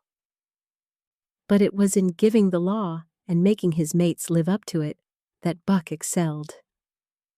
Dave and Solix did not mind the change in leadership. It was none of their business. Their business was to toil and toil mightily in the traces. So long as that were not interfered with, they did not care what happened. Billy, the good-natured, could lead for all they cared, so long as he kept order. The rest of the team, however, had grown unruly during the last days of Spitz, and their surprise was great now that Buck proceeded to lick them into shape. Pike, who pulled at Buck's heels and who never put an ounce more of his weight against the breastband than he was compelled to do, was swiftly and repeatedly shaken for loafing. And ere the first day was done, he was pulling more than ever before in his life. The first night in camp, Joe, the sour one, was punished roundly, a thing that Spitz had never succeeded in doing. Buck simply smothered him by virtue of superior weight, and cut him up till he ceased snapping and began to whine for mercy. The general tone of the team picked up immediately. It recovered its old-time solidarity, and once more the dogs leaped as one dog in the traces. At the Rink Rapids, 2 native huskies, Teak and Kuna, were added, and the celerity with which Buck broke them in took away Francois's breath. "Never such a dog as dat Buck," he cried. "No, never. Heem worth $1,000, by gar. Eh? What you say, Perrault?" And Perrault nodded. He was ahead of the record then, and gaining day by day. The trail was in excellent condition, well packed and hard, and there was no new fallen snow with which to contend. It was not too cold. The temperature dropped to 50 below zero and remained there the whole trip. The men rode and ran by turn, and the dogs were kept on the jump, with but infrequent stoppages. The 30-mile river was comparatively coated with ice, and they covered in one day going out what had taken them 10 days coming in. In one run, they made a 60-mile dash from the foot of Lake Labarge to the White Horse Rapids. Across Marsh, Tagish, and Bennett, 70 miles of lakes. They flew so fast that the man whose turn it was to run towed behind the sled at the end of a rope. And on the last night of the second week, they topped White Pass and dropped down the sea slope with the lights of Skagay and of the shipping at their feet. It was a record run. Each day for 14 days, they had averaged 40 miles. For 3 days, Perrault and François threw chests up and down the main street of Skagay and were deluged with invitations to drink, while the team was the constant center of a worshipful crowd of dog-busters and mooshers. Then 3 or 4 Western bad men aspired to clean out the town, were riddled like pepper boxes for their pains, and public interest turned to other idols. Next came official orders. François called Buck to him, threw his arms around him, wept over him. And that was the last of François and Perrault. Like other men, they passed out of Buck's life for good. A Scotch half-breed took charge of him and his mates, and in company with a dozen other dog teams he started back over the weary trail to Dawson. It was no light running now, nor record time, but heavy toil each day with a heavy load behind. For this was the mail train, carrying word from the world to the men who sought gold under the shadow of the pole. Buck did not like it, but he bore up well to the work, taking pride in it after the manner of Dave and Sol Licks, and seeing that his mates, whether they prided in it or not, did their fair share. It was a monotonous life, operating with machine-like regularity. One day was very like another. At a certain time each morning, the cooks turned out, fires were built, and breakfast was eaten. Then, while some broke camp, others harnessed the dogs, and they were under way an hour or so before the darkness fell, which gave warning of dawn. At night, camp was made. Some pitched the flies, others cut firewood and pine boughs for the beds, and still others carried water or ice for the cooks. Also, the dogs were fed. To them, this was the one feature of the day, though it was good to loaf around after the fish was eaten, for an hour or so with the other dogs, of which there were 50 and odd. There were fierce fighters among them, but 3 battles with the fiercest brought Buck to mastery, so that when he bristled and showed his teeth, they got out of his way. Best of all, perhaps, he loved to lie near the fire, hind legs crouched under him, for legs stretched out in front, head raised, and eyes blinking dreamily at the flames. Sometimes he thought of Judge Miller's big house in the sun-kissed Santa Clara Valley, and of the cement swimming tank, and Isabel, the Mexican hairless, and Toots, the Japanese pug. But oftener he remembered the man in the red sweater, the death of Curly, the great fight with Spitz, and the good things he had eaten or would like to eat. He was not homesick. The Sunland was very dim and distant, and such memories had no power over him.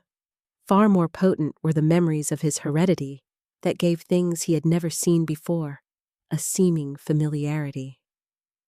The instincts, which were but the memories of his ancestors become habits, which had lapsed in later days, and still later, in him, quickened and become alive again. Sometimes, as he crouched there, blinking dreamily at the flames, it seemed that the flames were of another fire, and that as he crouched by this other fire, he saw another and different man from the half-breed cook before him. This other man was shorter of leg and longer of arm, with muscles that were stringy and knotty rather than rounded and swelling. The hair of this man was long and matted, and his head slanted back under it from the eyes. He uttered strange sounds, and seemed very much afraid of the darkness, into which he peered continually, clutching in his hand, which hung midway between knee and foot, a stick with a heavy stone made fast to the end. He was all but naked, a ragged and fire-scorched skin hanging partway down his back. But on his body there was much hair. In some places, across the chest and shoulders, and down the outside of the arms and thighs, it was matted into almost a thick fur. He did not stand erect, but with trunk inclined forward from the hips, on legs that bent at the knees. About his body there was a peculiar springiness or resiliency, almost cat-like, and a quick alertness as of one who lived in perpetual fear of things seen and unseen. At other times this hairy man squatted by the fire with head between his legs and slept. On such occasions his elbows were on his knees, his hands clasped above his head as though to shed rain by the hairy arms. And beyond that fire, in the circling darkness, Buck could see many gleaming coals, 2 by 2, always 2 by 2, which he knew to be the eyes of great beasts of prey. And he could hear the crashing of their bodies through the undergrowth and the noises they made in the night. And dreaming there by the Yukon bank, with lazy eyes blinking at the fire, these sounds and sights of another world would make the hair to rise along his back and stand on end across his shoulders and up his neck, till he whimpered low and suppressedly or growled softly, and the half-breed cook shouted at him, "Hey, you Buck, wake up!" Whereupon the other world would vanish and the real world come into his eyes, and he would get up and yawn and stretch as though he had been asleep. It was a hard trip, with the mail behind them, and the heavy work wore them down. They were short of weight and in poor condition when they made Dawson, and should have had a 10 days or a week's rest at least. But in 2 days' time, they dropped down the Yukon bank from the barracks, loaded with letters for the outside. The dogs were tired, the drivers grumbling, and to make matters worse, it snowed every day. This meant a soft trail, greater friction on the runners, and heavier pulling for the dogs. Yet the drivers were fair through it all, and did their best for the animals. Each night, the dogs were attended to first. They ate before the drivers ate, and no man sought his sleeping robe till he had seen to the feet of the dogs he drove. Still, their strength went down. Since the beginning of the winter, they had traveled 1,800 miles, dragging sleds the whole weary distance, and 1,800 miles will tell upon life of the toughest. Buck stood it, keeping his mates up to their work and maintaining discipline, though he too was very tired. Billy cried and whimpered regularly in his sleep each night. Joe was sourer than ever, and Sol-leks was unapproachable, blindside or other side. But it was Dave who suffered most of all. Something had gone wrong with him. He became more morose and irritable, and when camp was pitched at once made his nest, where his driver fed him. Once out of the harness and down, he did not get on his feet again till harness-up time in the morning. Sometimes, in the traces, when jerked by a sudden stoppage of the sled, or by straining to start it, he would cry out with pain. The driver examined him, but could find nothing. All the drivers became interested in his case. They talked it over at mealtime, and over their last pipes before going to bed, and one night they held a consultation.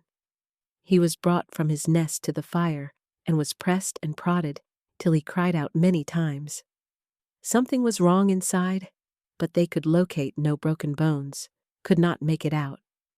By the time Cassiar Bar was reached, he was so weak that he was falling repeatedly in the traces. The Scotch half-breed called a halt and took him out of the team, making the next dog, Sol-leks, fast to the sled. His intention was to rest Dave, letting him run free behind the sled. Sick as he was, Dave resented being taken out, grunting and growling while the traces were unfastened, and whimpering broken-heartedly when he saw Sol-leks in the position he had held and served so long. For the pride of trace and trail was his, and sick unto death, he could not bear that another dog should do his work. When the sled started, he floundered in the soft snow alongside the beaten trail, attacking Sol-leks with his teeth, rushing against him and trying to thrust him off into the soft snow on the other side, striving to leap inside his traces and get between him and the sled, and all the while whining and yelping and crying with grief and pain. The half-breed tried to drive him away with the whip, but he paid no heed to the stinging lash, and the man had not the heart to strike harder. Dave refused to run quietly on the trail behind the sled, where the going was easy, but continued to flounder alongside in the soft snow, where the going was most difficult, till exhausted. Then he fell, and lay where he fell, howling lugubriously as the long train of sleds churned by. With the last remnant of his strength, he managed to stagger along behind till the train made another stop, when he floundered past the sleds to his own, where he stood alongside Sol-leks. His driver lingered a moment to get a light for his pipe from the man behind. Then he returned and started his dogs. They swung out on the trail with remarkable lack of exertion, turned their heads uneasily, and stopped in surprise. The driver was surprised too. The sled had not moved. He called his comrades to witness the sight. Dave had bitten through both of Sol-leks's traces and was standing directly in front of the sled in his proper place. He pleaded with his eyes to remain there.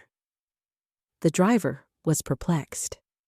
His comrades talked of how a dog could break its heart through being denied the work that killed it, and recalled instances they had known where dogs, too old for the toil or injured, had died because they were cut out of the traces. Also, they held it a mercy, since Dave was to die anyway, that he should die in the traces, heart-easy and content. So he was harnessed in again, and proudly he pulled as of old, though more than once he cried out involuntarily from the bite of his inward hurt. Several times he fell down and was dragged in the traces, and once the sled ran upon him so that he limped thereafter in one of his hind legs. But he held out till camp was reached, when his driver made a place for him by the fire. Morning found him too weak to travel. At harness-up time, he tried to crawl to his driver. By convulsive efforts, he got on his feet, staggered, and fell. Then he wormed his way forward slowly toward where the harnesses were being put on his mates. He would advance his forelegs and drag up his body with a sort of hitching movement, when he would advance his forelegs and hitch ahead again for a few more inches. His strength left him, and the last his mates saw of him, he lay gasping in the snow and yearning toward them. But they could hear him mournfully howling till they passed out of sight behind a belt of river timber. Here the train was halted. The Scotch half-breed slowly retraced his steps to the camp they had left.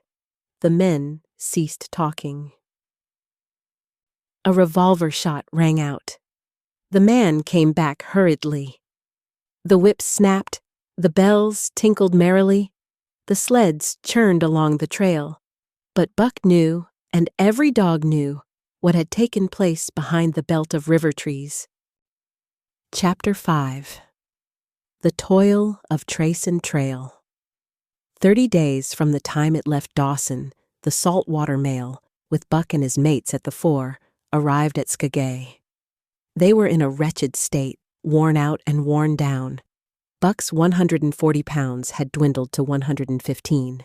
The rest of his mates, though lighter dogs, had relatively lost more weight than he. Pike, the malingerer, who, in his lifetime of deceit, had often successfully feigned a hurt leg, was now limping in earnest.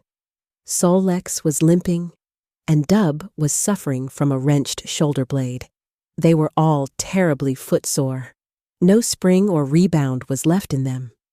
Their feet fell heavily on the trail, jarring their bodies and doubling the fatigue of a day's travel. There was nothing the matter with them except that they were dead tired. It was not the dead tiredness that comes through brief and excessive effort, from which recovery is a matter of hours, but it was the dead tiredness that comes through the slow and prolonged strength drainage of months of toil. There was no power of recuperation left, no reserve strength to call upon. It had been all used, the last least bit of it. Every muscle, every fiber, every cell was tired, dead tired, and there was reason for it. In less than 5 months, they had traveled 2,500 miles, during the last 1,800 of which they had had but 5 days' rest. When they arrived at Skagay, they were apparently on their last legs. They could barely keep the traces taut, and on the downgrades just managed to keep out of the way of the sled. "Mush on, poor sore feets," the driver encouraged them as they tottered down the main street of Skagay. "Dis is de loss. Den we get one long rest. Eh? For sure, one bully, long rest." The drivers confidently expected a long stopover. Themselves, they had covered 1,200 miles with 2 days' rest, and in the nature of reason and common justice, they deserved an interval of loafing. But so many were the men who had rushed into the Klondike, and so many were the sweethearts, wives, and kin that had not rushed in, that the congested mail was taking on alpine proportions. Also, there were official orders. Fresh batches of Hudson Bay dogs were to take the places of those worthless for the trail.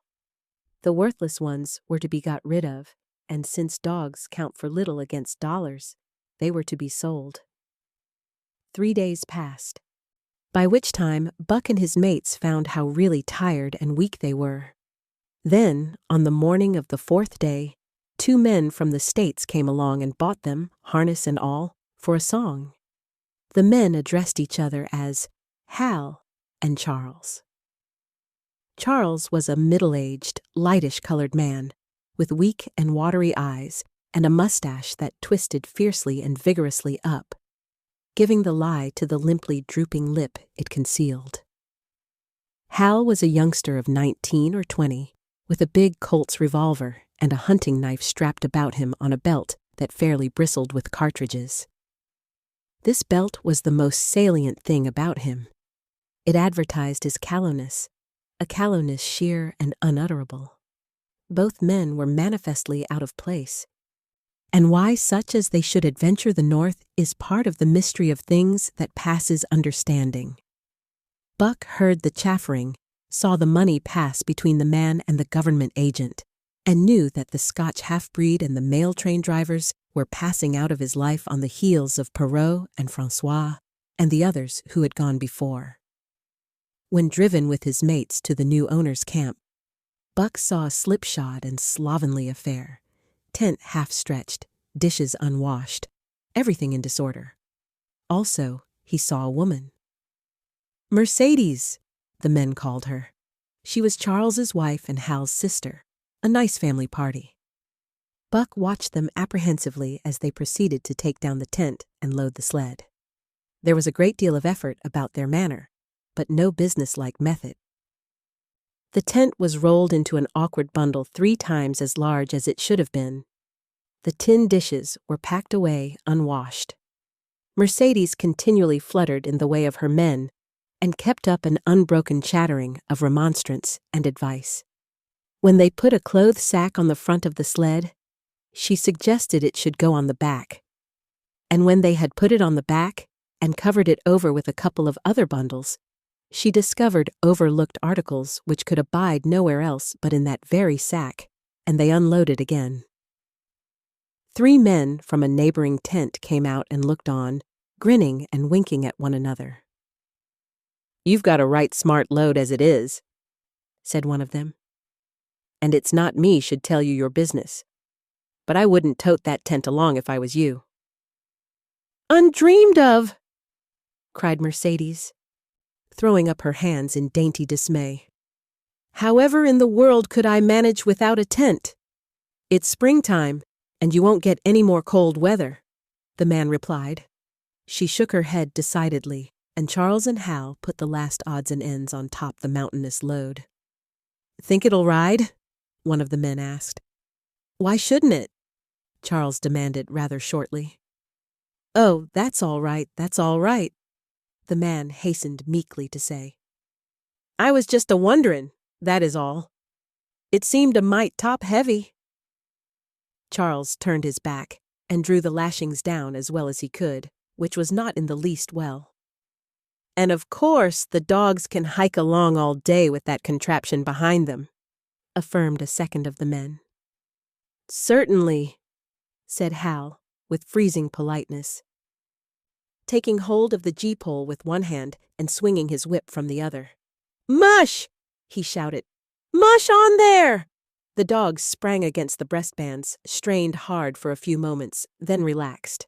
They were unable to move the sled. The lazy brutes, I'll show them, he cried, preparing to lash out at them with the whip.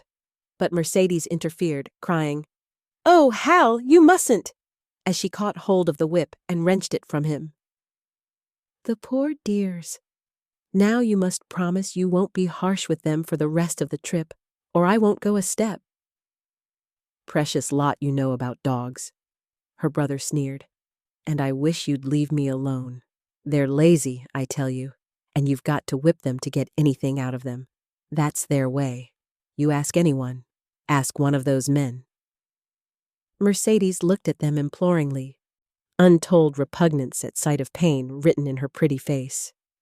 They're weak as water, if you want to know, came the reply from one of the men. Plumb tuckered out, that's what's the matter. They need a rest.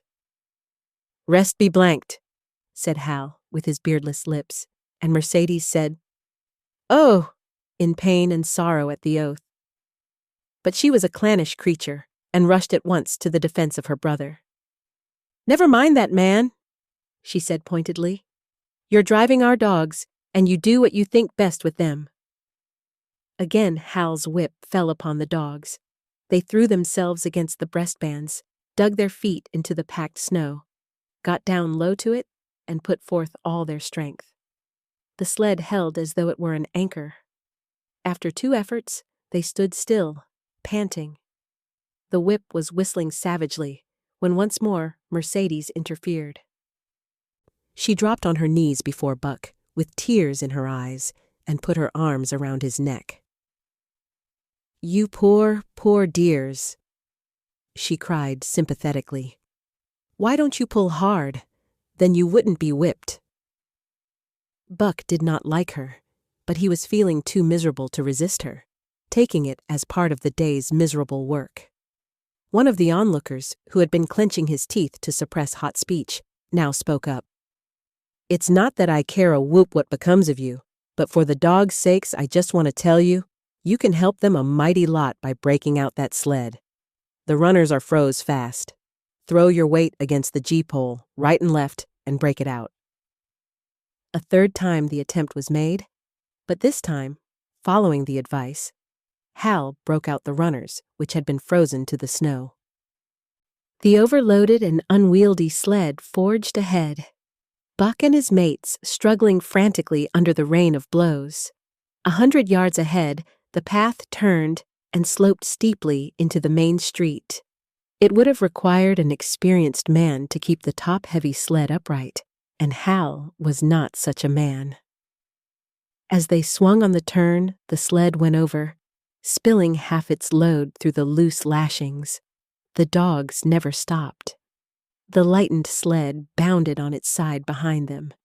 They were angry because of the ill treatment they had received and the unjust load. Buck was raging.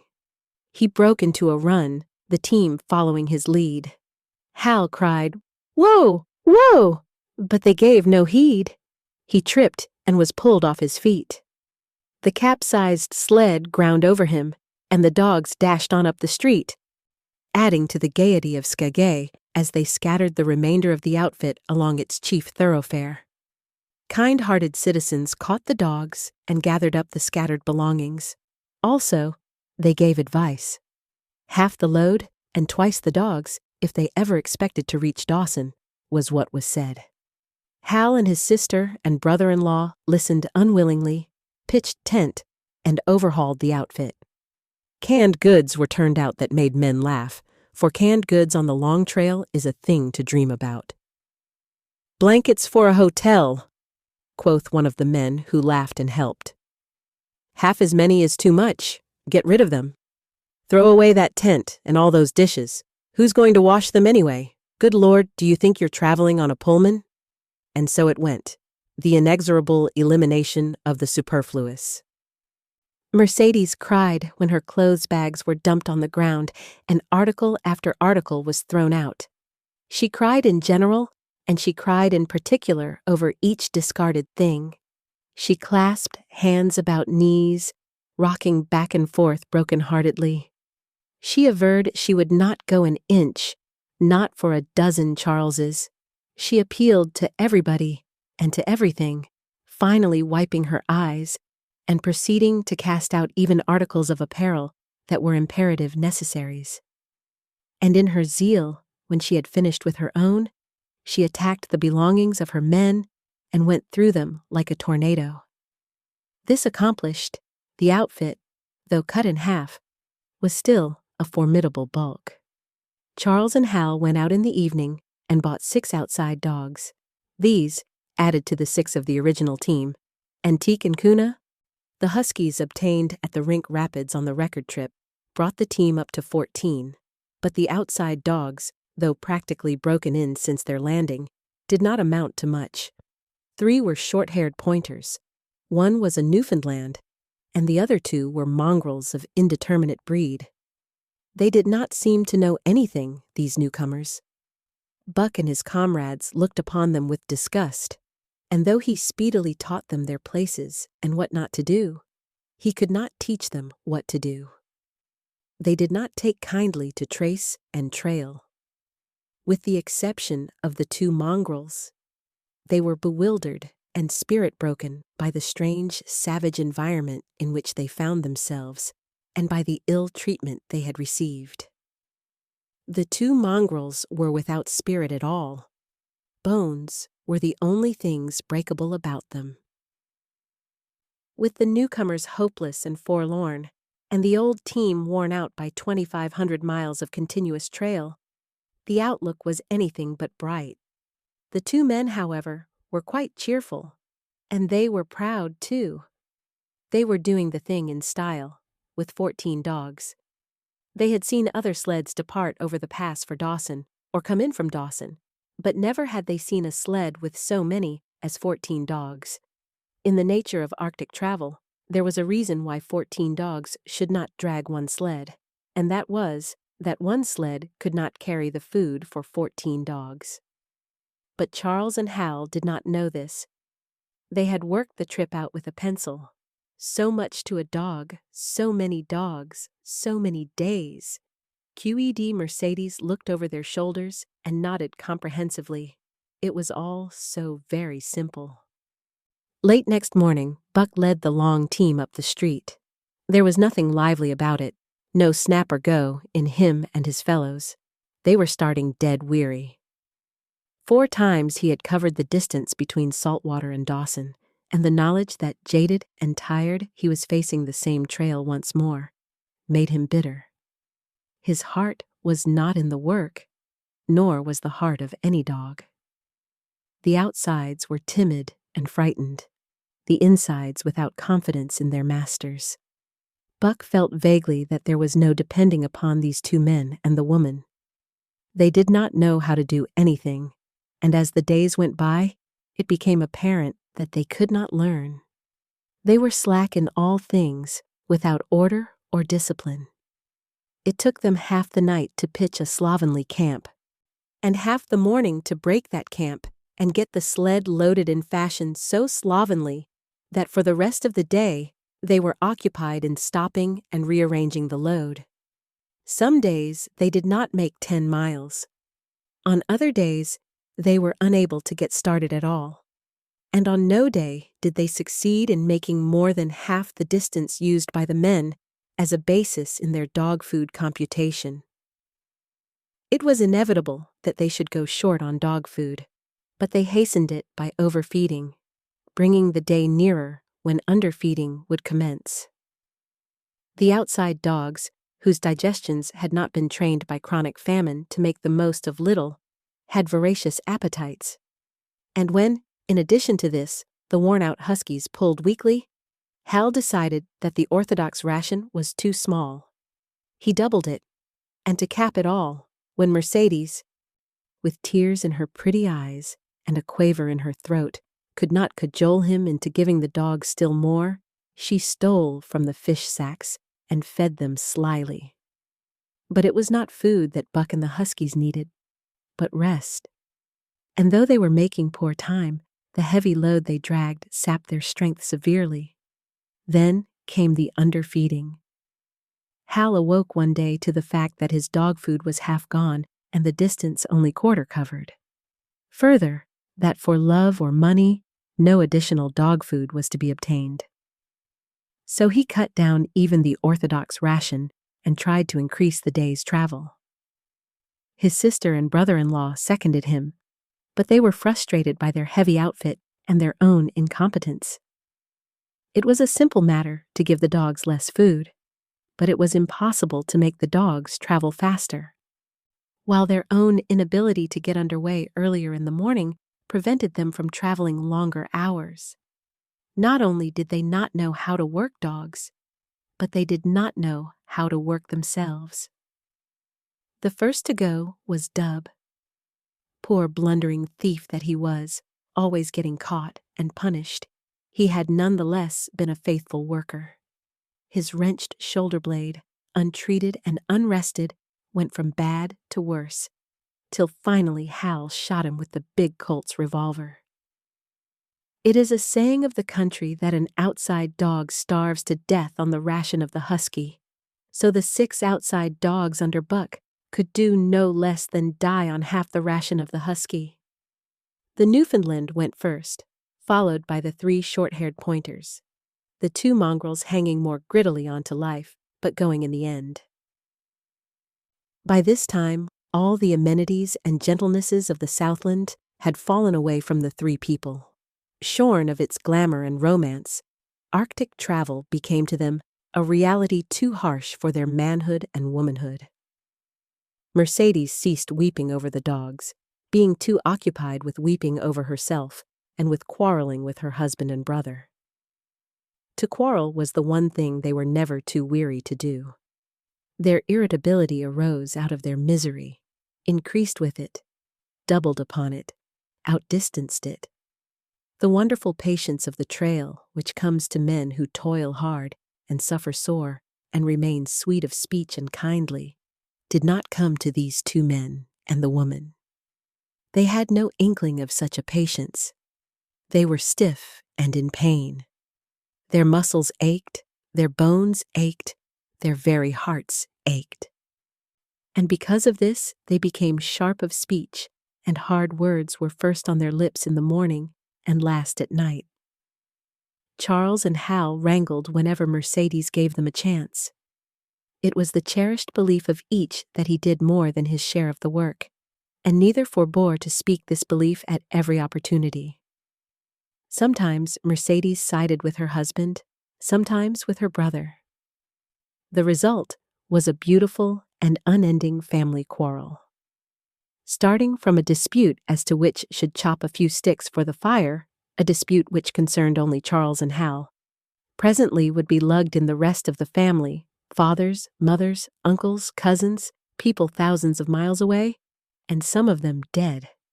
That Hal's views on art, or the sort of society plays his mother's brother wrote, should have anything to do with the chopping of a few sticks of firewood, passes comprehension. Nevertheless, the quarrel was as likely to tend in that direction as in the direction of Charles's political prejudices, and that Charles's sister's tale-bearing tongue should be relevant to the building of a Yukon fire was apparent only to Mercedes, who disburdened herself of copious opinions upon that topic, and incidentally upon a few other traits unpleasantly peculiar to her husband's family. In the meantime, the fire remained unbuilt, the camp half-pitched, and the dogs unfed. Mercedes nursed a special grievance, the grievance of sex. She was pretty and soft and had been chivalrously treated all her days. But the present treatment by her husband and brother was everything save chivalrous. It was her custom to be helpless, they complained. Upon which impeachment of what to her was her most essential sex prerogative, she made their lives unendurable.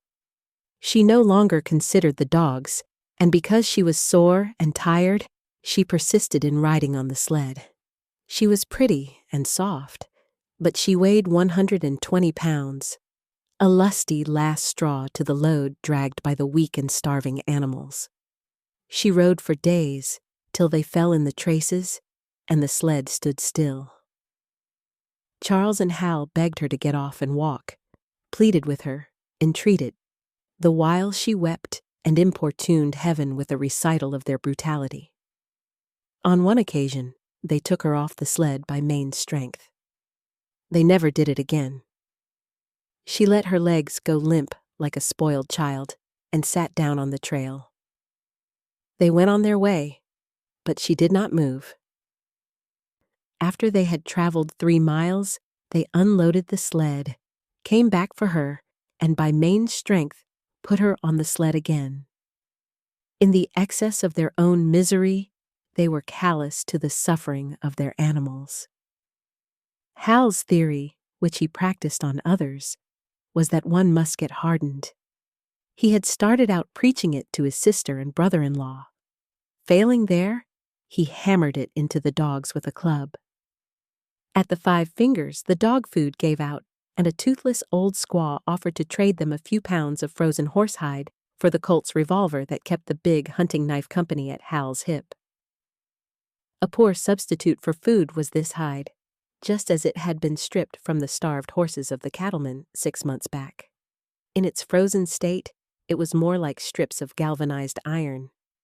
And when a dog wrestled it into his stomach, it thawed into thin and innutritious leathery strings and into a mass of short hair, irritating and indigestible. And through it all, Buck staggered along at the head of the team as in a nightmare. He pulled when he could. When he could no longer pull, he fell down and remained down till blows from whip or club drove him to his feet again. All the stiffness and gloss had gone out of his beautiful furry coat. The hair hung down, limp and draggled, or matted with dried blood where Hal's club had bruised him. His muscles had wasted away to knotty strings, and the flesh pads had disappeared, so that each rib and every bone in his frame were outlined cleanly through the loose hide that was wrinkled in folds of emptiness. It was heartbreaking. Only Buck's heart was unbreakable. The man in the red sweater had proved that. As it was with Buck, so was it with his mates. They were perambulating skeletons. There were 7 altogether, including him. In their very great misery, they had become insensible to the bite of the lash or the bruise of the club. The pain of the beating was dull and distant, just as the things their eyes saw and their ears heard seemed dull and distant. They were not half living or quarter living. They were simply so many bags of bones in which sparks of life fluttered faintly. When a halt was made, they dropped down in the traces like dead dogs, and the spark dimmed and paled and seemed to go out. And when the club or whip fell upon them, the spark fluttered feebly up, and they tottered to their feet and staggered on. There came a day when Billy, the good-natured, fell and could not rise. Hal had traded off his revolver, so he took the axe and knocked Billy on the head as he lay in the traces, then cut the carcass out of the harness and dragged it to one side. Buck saw, and his mate saw, and they knew that this thing was very close to them. On the next day, Kuna went, and but 5 of them remained. Joe, too far gone to be malignant, Pike, crippled and limping, only half conscious and not conscious enough longer to malinger. Solix, the one-eyed, still faithful to the toil of trace and trail, and mournful in that he had so little strength with which to pull. Teak, who had not traveled so far that winter, and who was now beaten more than the others because he was fresher. And Buck, still at the head of the team, but no longer enforcing discipline or striving to enforce it. Blind with weakness half the time and keeping the trail by the loom of it and by the dim feel of his feet. It was beautiful spring weather, but neither dogs nor humans were aware of it. Each day, the sun rose earlier and set later. It was dawn by 3 in the morning, and twilight lingered till 9 at night. The whole long day was a blaze of sunshine. The ghostly winter silence had given way to the great spring murmur of awakening life. This murmur arose from all the land, fraught with the joy of living. It came from the things that lived and moved again, things which had been as dead and which had not moved during the long months of frost. The sap was rising in the pines. The willows and aspens were bursting out in young buds. Shrubs and vines were putting on fresh garbs of green. Crickets sang in the nights. And in the days, all manner of creeping, crawling things rustled forth into the sun. Partridges and woodpeckers were booming and knocking in the forest. Squirrels were chattering, birds singing, and overhead honked the wild fowl, driving up from the south in cunning wedges that split the air. From every hill slope came the trickle of running water, the music of unseen fountains. All things were thawing, bending, snapping. The Yukon was straining to break loose the ice that bound it down. It ate away from beneath. The sun ate from above. Air holes formed, fissures sprang and spread apart, while thin sections of ice fell through bodily into the river. And amid all this bursting, rending, throbbing of awakening life, under the blazing sun and through the soft sighing breezes, like wayfarers to death, staggered the 2 men, the woman, and the huskies. With the dogs falling, Mercedes weeping and riding, Hal swearing innocuously, and Charles's eyes wistfully watering, they staggered into John Thornton's camp at the mouth of White River. When they halted, the dogs dropped down as though they had all been struck dead. Mercedes dried her eyes and looked at John Thornton. Charles sat down on a log to rest. He sat down very slowly and painstakingly, what of his great stiffness. Hal did the talking. John Thornton was whittling the last touches on an axe handle he had made from a stick of birch. He whittled and listened, gave monosyllabic replies, and, when it was asked, terse advice. He knew the breed, and he gave his advice in the certainty that it would not be followed. They told us up above that the bottom was dropping out of the trail, and that the best thing for us to do was to lay over, Hal said in response to Thornton's warning to take no more chances on the rotten ice. They told us we couldn't make White River, and here we are. This last with a sneering ring of triumph in it. And they told you true, John Thornton answered. The bottom's likely to drop out at any moment. Only fools with the blind luck of fools could have made it. I tell you straight, I wouldn't risk my carcass on that ice for all the gold in Alaska. That's because you're not a fool, I suppose, said Hal. All the same, we'll go on to Dawson. He uncoiled his whip. Get up there, Buck. Hi, get up there. Mush on. Thornton went on whittling. It was idle, he knew, to get between a fool and his folly. While 2 or 3 fools more or less would not alter the scheme of things, but the team did not get up at the command. It had long since passed into the stage where blows were required to rouse it. The whip flashed out here and there on its merciless errands. John Thornton compressed his lips. Solix was the first to crawl to his feet. Teak followed. Joe came next, yelping with pain. Pike made painful efforts. Twice he fell over, when half up, and on the third attempt, managed to rise. Buck made no effort. He lay quietly where he had fallen. The lash bit into him again and again, but he neither whined nor struggled. Several times Thornton started, as though to speak, but changed his mind. A moisture came into his eyes, and, as the whipping continued, he arose and walked irresolutely up and down. This was the first time Buck had failed, in itself a sufficient reason to drive Hal into a rage. He exchanged the whip for the customary club. Buck refused to move under the rain of heavier blows which now fell upon him. Like his mates, he was barely able to get up, but, unlike them, he had made up his mind not to get up. He had a vague feeling of impending doom. This had been strong upon him when he pulled into the bank, and it had not departed from him.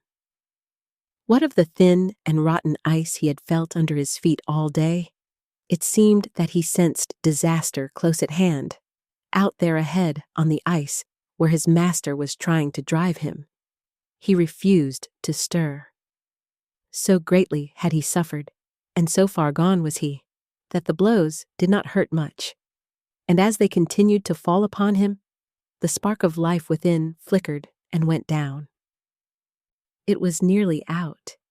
He felt strangely numb, as though from a great distance he was aware that he was being beaten. The last sensations of pain left him. He no longer felt anything, though very faintly he could hear the impact of the club upon his body. But it was no longer his body, it seemed so far away. And then, suddenly, without warning, uttering a cry that was inarticulate and more like the cry of an animal, John Thornton sprang upon the man who wielded the club. Hal was hurled backward as though struck by a falling tree. Mercedes screamed. Charles looked on wistfully, wiped his watery eyes, but did not get up because of his stiffness. John Thornton stood over Buck, struggling to control himself, too convulsed with rage to speak. "If you strike that dog again, I'll kill you," he at last managed to say in a choking voice. "It's my dog," Hal replied, wiping the blood from his mouth as he came back. "Get out of my way, or I'll fix you. I'm going to Dawson." Thornton stood between him and Buck, and evinced no intention of getting out of the way. Hal drew his long hunting knife. Mercedes screamed, cried, laughed, and manifested the chaotic abandonment of hysteria. Thornton rapped Hal's knuckles with the axe handle, knocking the knife to the ground. He rapped his knuckles again as he tried to pick it up. Then he stooped, picked it up himself, and with 2 strokes cut Buck's traces. Hal had no fight left in him. Besides, his hands were full with his sister, or his arms, rather, while Buck was too near dead to be of further use in hauling the sled. A few minutes later, they pulled out from the bank and down the river. Buck heard them go and raised his head to see. Pike was leading, Solix was at the wheel, and between were Joe and Teak. They were limping and staggering. Mercedes was riding the loaded sled. Hal guided at the gee-pole, and Charles stumbled along in the rear. As Buck watched them, Thornton knelt beside him, and with rough, kindly hands searched for broken bones. By the time his search had disclosed nothing more than many bruises and a state of terrible starvation, the sled was 1/4 of a mile away. Dog and man watched it crawling along over the ice. Suddenly, they saw its back end drop down as into a rut, and the gee-pole, with Hal clinging to it, jerk into the air. Mercedes' scream came to their ears. They saw Charles turn and make 1 step to run back, and then a whole section of ice give way, and dogs and humans disappear. A yawning hole was all that was to be seen. The bottom had dropped out of the trail. John Thornton and Buck looked at each other. "You poor devil," said John Thornton, and Buck licked his hand. Chapter 6. For the Love of a Man. When John Thornton froze his feet in the previous December, his partners had made him comfortable and left him to get well. going on themselves up the river to get out a raft of saw logs for Dawson. He was still limping slightly at the time he rescued Buck, but with the continued warm weather, even the slight limp left him. And here, lying by the riverbank through the long spring days, watching the running water, listening lazily to the songs of birds and the hum of nature, Buck slowly won back his strength. A rest comes very good after one has traveled 3,000 miles, and it must be confessed that Buck waxed lazy as his wounds healed. His muscles swelled out, and the flesh came back to cover his bones. For that matter, they were all loafing. Buck, John Thornton, and Skeet and Nig, waiting for the raft to come that was to carry them down to Dawson. Skeet was a little Irish setter who early made friends with Buck, who, in a dying condition, was unable to resent her first advances. She had the doctor trait which some dogs possess, and as a mother, Cat washes her kittens, so she washed and cleansed Buck's wounds.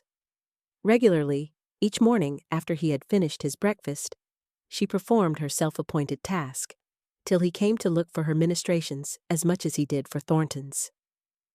Nig, equally friendly, though less demonstrative, was a huge black dog, half bloodhound and half deerhound, with eyes that laughed and a boundless good nature. To Buck's surprise, these dogs manifested no jealousy toward him. They seemed to share the kindliness and largeness of John Thornton. As Buck grew stronger, they enticed him into all sorts of ridiculous games, in which Thornton himself could not forbear to join, and in this fashion Buck romped through his convalescence and into a new existence. Love, genuine passionate love, was his for the first time. This he had never experienced at Judge Miller's down in the sun-kissed Santa Clara Valley. With the judge's sons, hunting and tramping, it had been a working partnership. With the judge's grandsons, a sort of pompous guardianship, and with the judge himself, a stately and dignified friendship. But love that was feverish and burning, that was adoration, that was madness, it had taken John Thornton to arouse.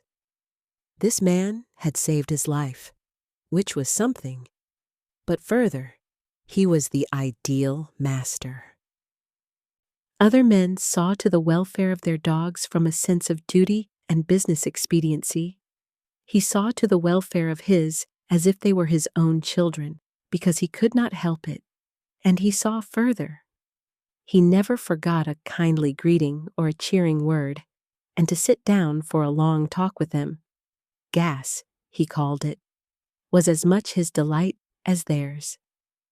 He had a way of taking Buck's head roughly between his hands and resting his own head upon Buck's, of shaking him back and forth, the while calling him ill names that to Buck were love names.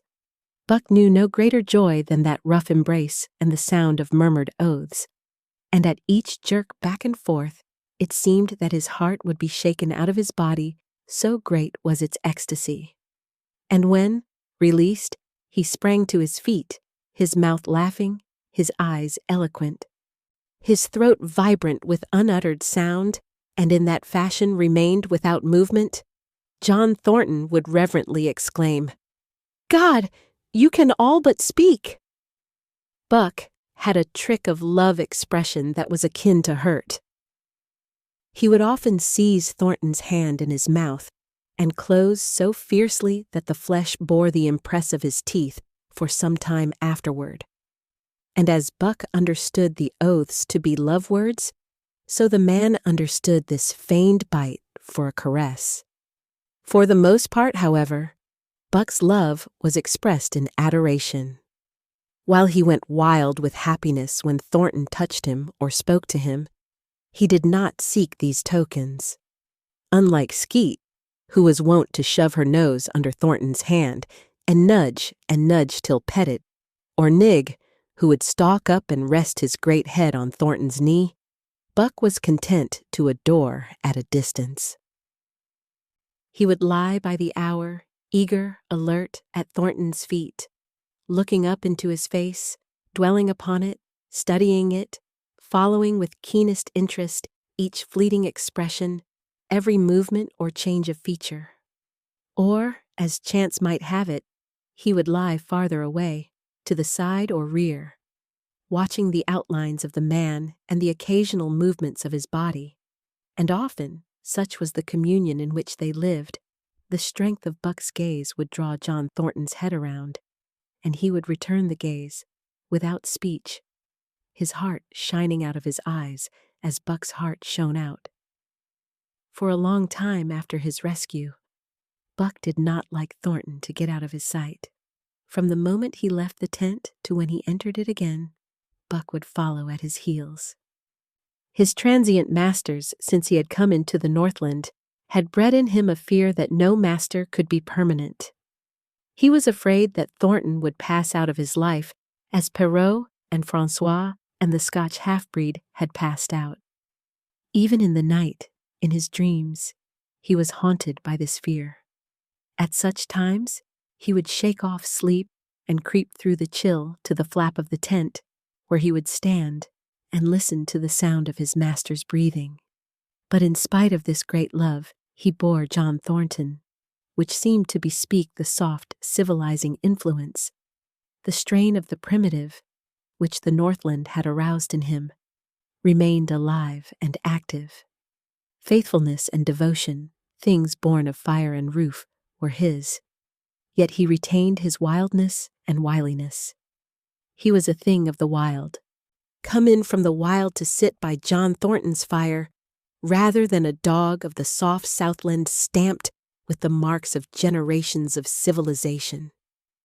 Because of his very great love, he could not steal from this man, but from any other man, in any other camp, he did not hesitate an instant, while the cunning with which he stole enabled him to escape detection.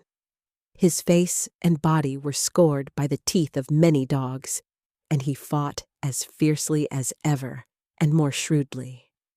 Skeet and Nig were too good-natured for quarreling. Besides, they belonged to John Thornton. But the strange dog, no matter what the breed or valor, swiftly acknowledged Buck's supremacy, or found himself struggling for life with a terrible antagonist. And Buck was merciless. He had learned well the law of club and fang, and he never forewent an advantage or drew back from a foe he had started on the way to death.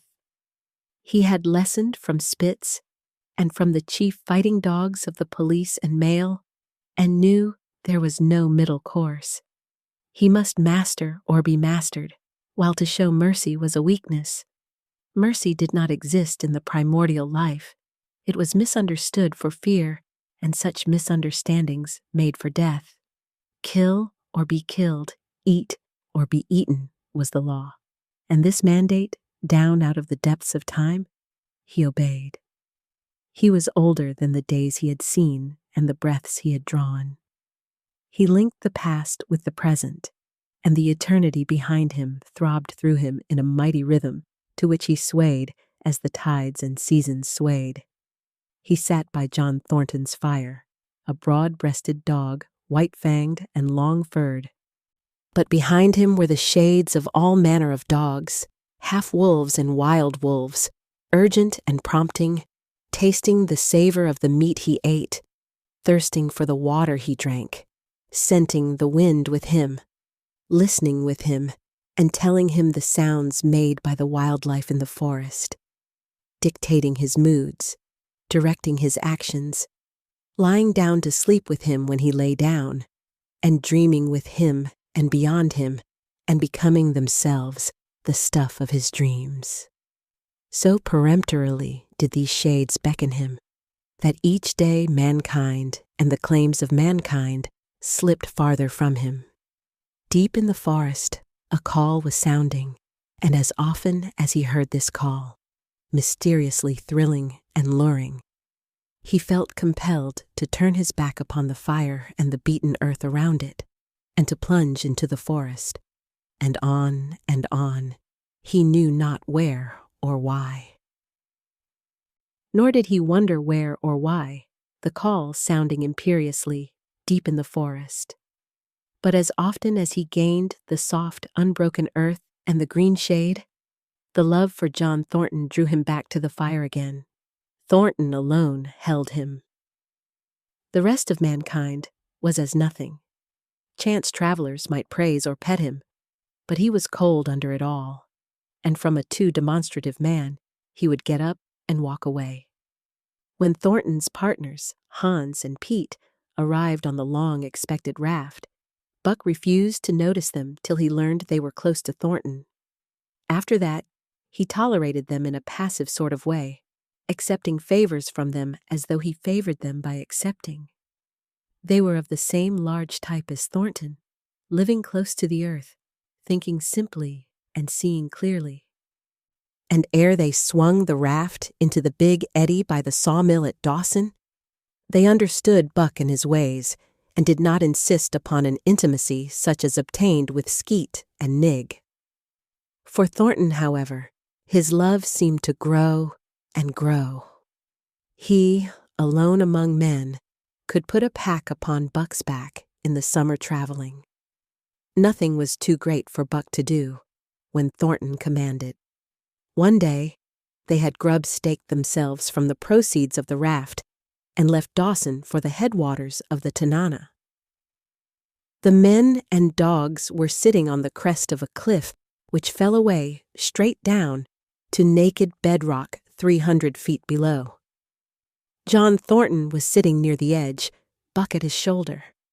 A thoughtless whim seized Thornton, and he drew the attention of Hans and Pete to the experiment he had in mind. "Jump, Buck!"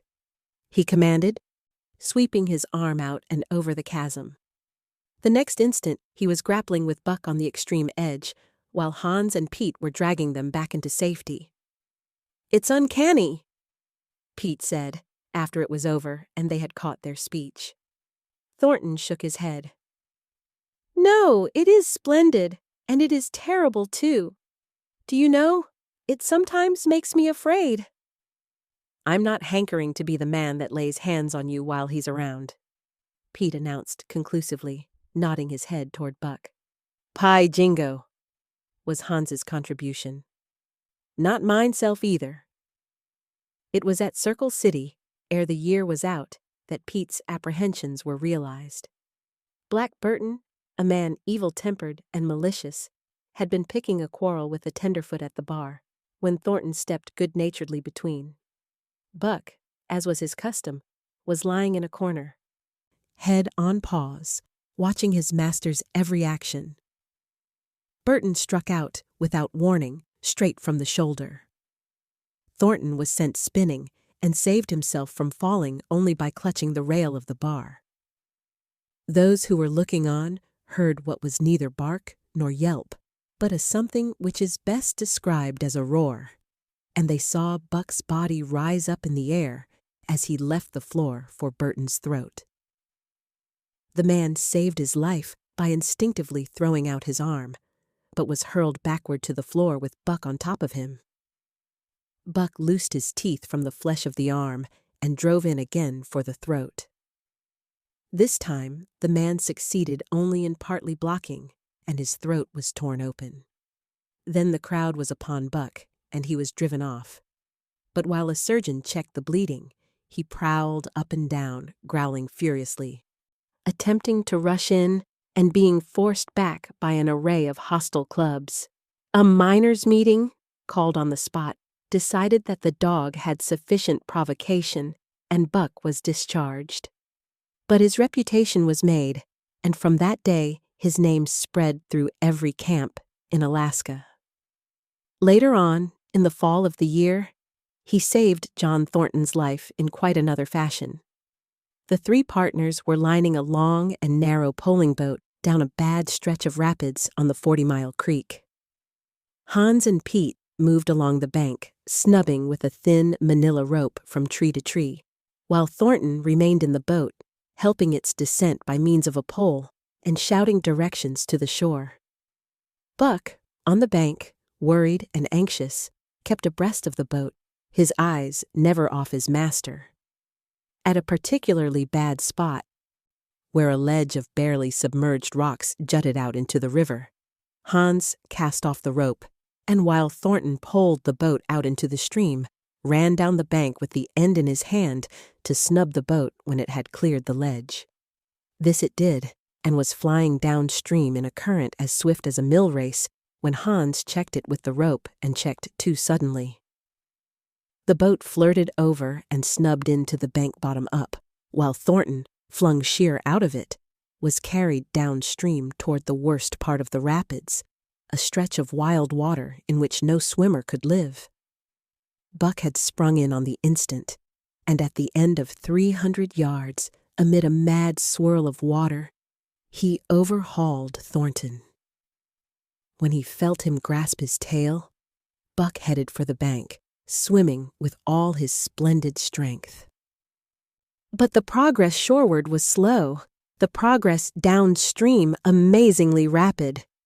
From below came the fatal roaring where the wild current went wilder and was rent in shreds and spray by the rocks which thrust through like the teeth of an enormous comb. The suck of the water as it took the beginning of the last steep pitch was frightful, and Thornton knew that the shore was impossible. He scraped furiously over a rock, bruised across a second, and struck a third with crushing force. He clutched its slippery top with both hands, releasing Buck, and above the roar of the churning water shouted, "Go, Buck! Go!" Buck could not hold his own and swept on downstream, struggling desperately, but unable to win back. When he heard Thornton's command repeated, he partly reared out of the water, throwing his head high, as though for a last look, then turned obediently toward the bank. He swam powerfully and was dragged ashore by Pete and Hans at the very point where swimming ceased to be possible and destruction began. They knew that the time a man could cling to a slippery rock in the face of that driving current was a matter of minutes, and they ran as fast as they could up the bank to a point far above where Thornton was hanging on. They attached the line with which they had been snubbing the boat to Buck's neck and shoulders, being careful that it should neither strangle him nor impede his swimming, and launched him into the stream. He struck out boldly, but not straight enough into the stream. He discovered the mistake too late, when Thornton was abreast of him and a bare half-dozen strokes away, while he was being carried helplessly past. Hans promptly snubbed with the rope, as though Buck were a boat.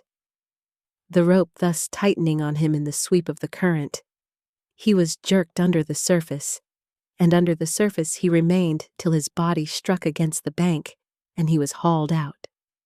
He was half drowned, and Hans and Pete threw themselves upon him, pounding the breath into him and the water out of him. He staggered to his feet and fell down. The faint sound of Thornton's voice came to them, and though they could not make out the words of it, they knew that he was in his extremity. His master's voice acted on Buck like an electric shock. He sprang to his feet and ran up the bank ahead of the men to the point of his previous departure. Again, the rope was attached, and he was launched, and again he struck out, but this time straight into the stream. He had miscalculated once, but he would not be guilty of it a second time. Hans paid out the rope, permitting no slack, while Pete kept it clear of coils. Buck held on till he was on a line straight above Thornton. Then he turned, and with the speed of an express train headed down upon him. Thornton saw him coming, and as Buck struck him like a battering ram, with the whole force of the current behind him, he reached up and closed with both arms around the shaggy neck. Hans snubbed the rope around the tree, and Buck and Thornton were jerked under the water. Strangling, suffocating, sometimes one uppermost and sometimes the other, dragging over the jagged bottom, smashing against rocks and snags, they veered into the bank. Thornton came to, belly downward, and being violently propelled back and forth across a drift log by Hans and Pete. His first glance was for Buck, over whose limp and apparently lifeless body Nig was setting up a howl, while Skeet was licking the wet face and closed eyes. Thornton was himself bruised and battered, and he went carefully over Buck's body when he had been brought around, finding 3 broken ribs.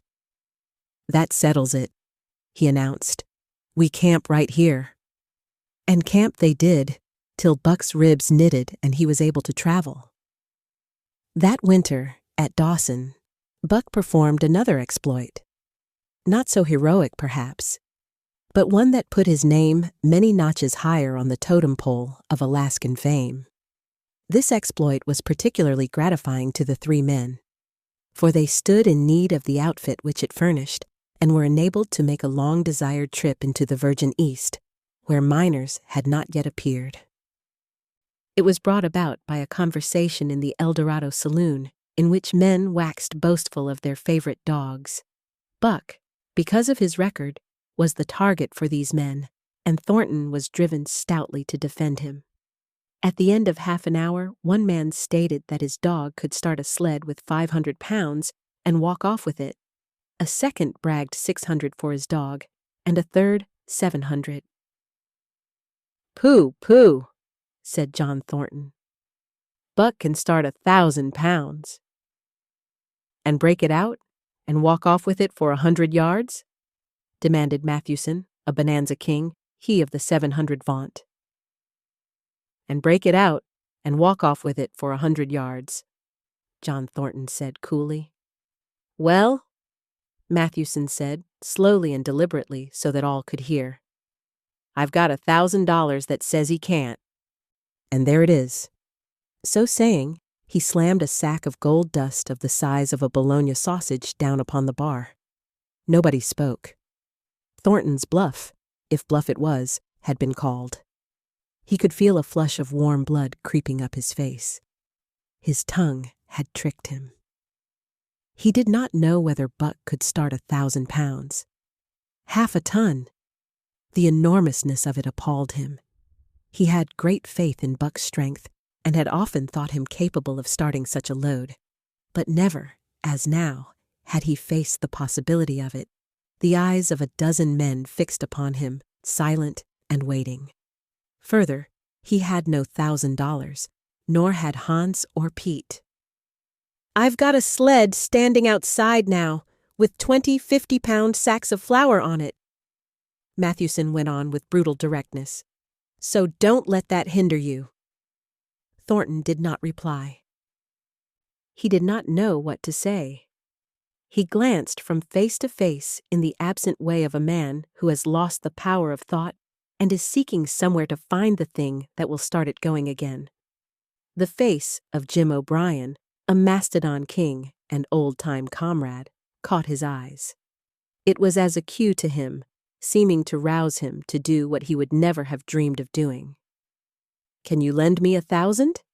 he asked, almost in a whisper. "Sure," answered O'Brien, thumping down a plethoric sack by the side of Mathewson's. "Though it's little faith I'm having, John, that the beast can do the trick." The El Dorado emptied its occupants into the street to see the test. The tables were deserted, and the dealers and gamekeepers came forth to see the outcome of the wager and to lay odds. Several hundred men, furred and mittened, banked around the sled within easy distance. Mathewson's sled, loaded with 1,000 pounds of flour, had been standing for a couple of hours, and in the intense cold, it was 60 below zero. The runners had frozen fast to the hard-packed snow. Men offered odds of 2-to-1 that Buck could not budge the sled.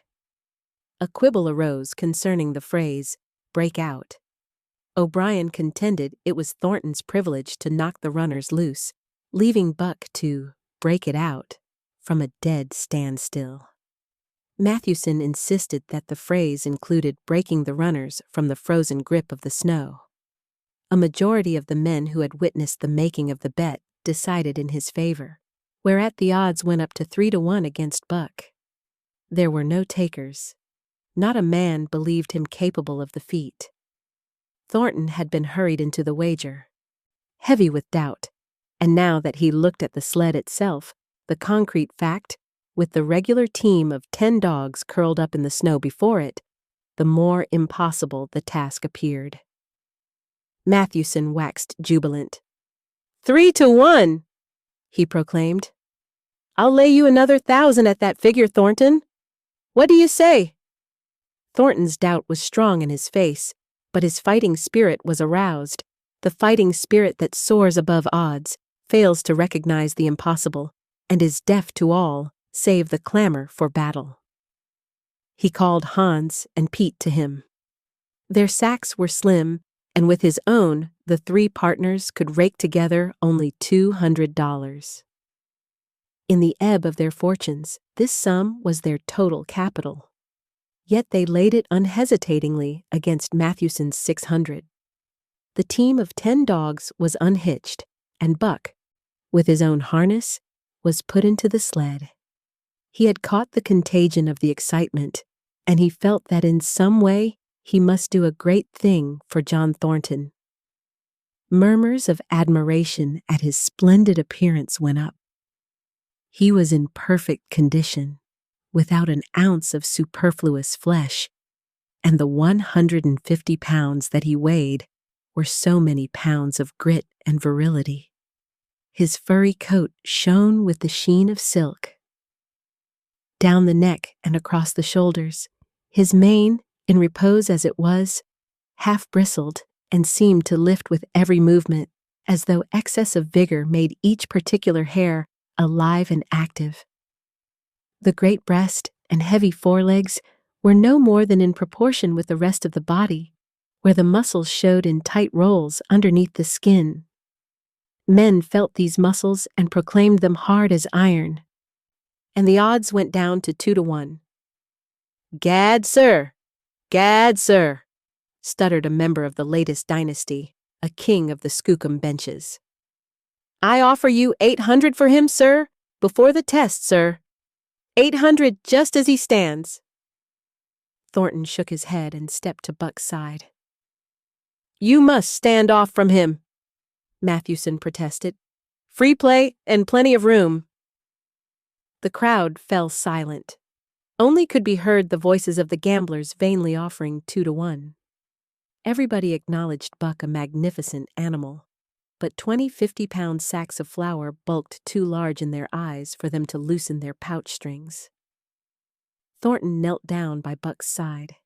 He took his head in his 2 hands and rested cheek on cheek. He did not playfully shake him, as was his wont, or murmur soft love curses, but he whispered in his ear, As you love me, Buck, as you love me, was what he whispered. Buck whined with suppressed eagerness. The crowd was watching curiously. The affair was growing mysterious. It seemed like a conjuration. As Thornton got to his feet, Buck seized his mittened hand between his jaws, pressing in with his teeth and releasing slowly, half reluctantly. It was the answer in terms, not of speech, but of love. Thornton stepped well back. Now, Buck, he said. Buck tightened the traces, then slacked them for a matter of several inches. It was the way he had learned. Gee! Thornton's voice rang out, sharp in the tense silence. Buck swung to the right, ending the movement in a plunge that took up the slack, and with a sudden jerk arrested his 150 pounds. The load quivered, and from under the runners arose a crisp crackling. Haw! Thornton commanded. Buck duplicated the maneuver, this time to the left. The crackling turned into a snapping, the sled pivoting, and the runners slipping and grating several inches to the side. The sled was broken out. Men were holding their breaths, intensely unconscious of the fact. Now, mush! Thornton's command cracked out like a pistol shot. Buck threw himself forward, tightening the traces with a jarring lunge. His whole body was gathered compactly together in the tremendous effort, the muscles writhing and knotting like live things under the silky fur. His great chest was low to the ground, his head forward and down, while his feet were flying like mad, the claws scarring the hard-packed snow in parallel grooves. The sled swayed and trembled, half started forward. One of his feet slipped, and one man groaned aloud. Then the sled lurched ahead in what appeared a rapid succession of jerks, though it never really came to a dead stop again. Half an inch, 2 inches. The jerks perceptibly diminished. As the sled gained momentum, he caught them up till it was moving steadily along. Men gasped and began to breathe again, unaware that for a moment they had ceased to breathe. Thornton was running behind, encouraging Buck with short, cheery words. The distance had been measured off, and as he neared the pile of firewood which marked the end of the 100 yards, a cheer began to grow and grow, which burst into a roar as he passed the firewood and halted at command. Every man was tearing himself loose, even Mathewson. Hats and mittens were flying in the air. Men were shaking hands, it did not matter with whom, and bubbling over in a general incoherent babble. But Thornton fell on his knees beside Buck. Head was against head, and he was shaking him back and forth. Those who hurried up heard him cursing Buck, and he cursed him long and fervently, and softly and lovingly. "Gad, sir! Gad, sir!" spluttered the Skookum Bench King. "I'll give you 1,000 for him, sir. 1,000, sir. 1,200, sir." Thornton rose to his feet.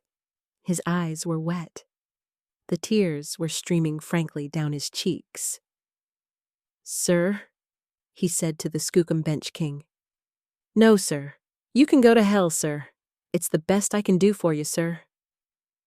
Buck seized Thornton's hand in his teeth. Thornton shook him back and forth. As though animated by a common impulse, the onlookers drew back to a respectful distance, nor were they again indiscreet enough to interrupt. Chapter 7. The Sounding of the Call. When Buck earned $1,600 in 5 minutes for John Thornton, he made it possible for his master to pay off certain debts and to journey with his partners into the East after a fabled lost mine, the history of which was as old as the history of the country. Many men had sought it. Few had found it. And more than a few there were who had never returned from the quest. This lost mine was steeped in tragedy and shrouded in mystery. No one knew of the first man. The oldest tradition stopped before it got back to him. From the beginning, there had been an ancient and ramshackle cabin. Dying men had sworn to it, and to the mine the site of which it marked, clinching their testimony with nuggets that were unlike any known grade of gold in the Northland. But no living man had looted this treasure house, and the dead were dead. Wherefore John Thornton and Pete and Hans, with Buck and half a dozen other dogs, faced into the east on an unknown trail to achieve where men and dogs as good as themselves had failed. They sledded 70 miles up the Yukon, swung to the left into the Stewart River, past the Mayo and the McQuestion, and held on until the Stewart itself became a streamlet, threading the upstanding peaks which marked the backbone of the continent. John Thornton asked little of man or nature. He was unafraid of the wild. With a handful of salt and a rifle, he could plunge into the wilderness and fare wherever he pleased and as long as he pleased. Being in no haste, Indian fashion, he hunted his dinner in the course of the day's travel, and if he failed to find it, like the Indian, he kept on traveling, secure in the knowledge that sooner or later he would come to it. So, on this great journey into the East, straight meat was the bill of fare, ammunition and tools principally made up the load on the sled, and the time card was drawn upon the limitless future. To Buck, it was boundless delight, this hunting, fishing, and indefinite wandering through strange places. For weeks at a time, they would hold on steadily, day after day, and for weeks upon end, they would camp, here and there. The dogs loafing and the men burning holes through frozen muck and gravel, and washing countless pans of dirt by the heat of the fire. Sometimes they went hungry. Sometimes they feasted riotously, all according to the abundance of game and the fortune of hunting. Summer arrived, and dogs and men packed on their backs, rafted across blue mountain lakes, and descended or ascended unknown rivers in slender boats whipsawed from the standing forest. The months came and went, and back and forth they twisted through the uncharted vastness, where no men were, and yet where men had been, if the lost cabin were true. They went across divides in summer blizzards, shivered under the midnight sun on naked mountains between the timberline and the eternal snows, dropped into summer valleys amid swarming gnats and flies, and in the shadows of glaciers picked strawberries and flowers as ripe and fair as any the Southland could boast. In the fall of the year, they penetrated a weird lake country, sad and silent, where wildfowl had been, but where then there was no life, nor sign of life, only the blowing of chill winds, the forming of ice in sheltered places, and the melancholy rippling of waves on lonely beaches. And through another winter, they wandered on the obliterated trails of men who had gone before.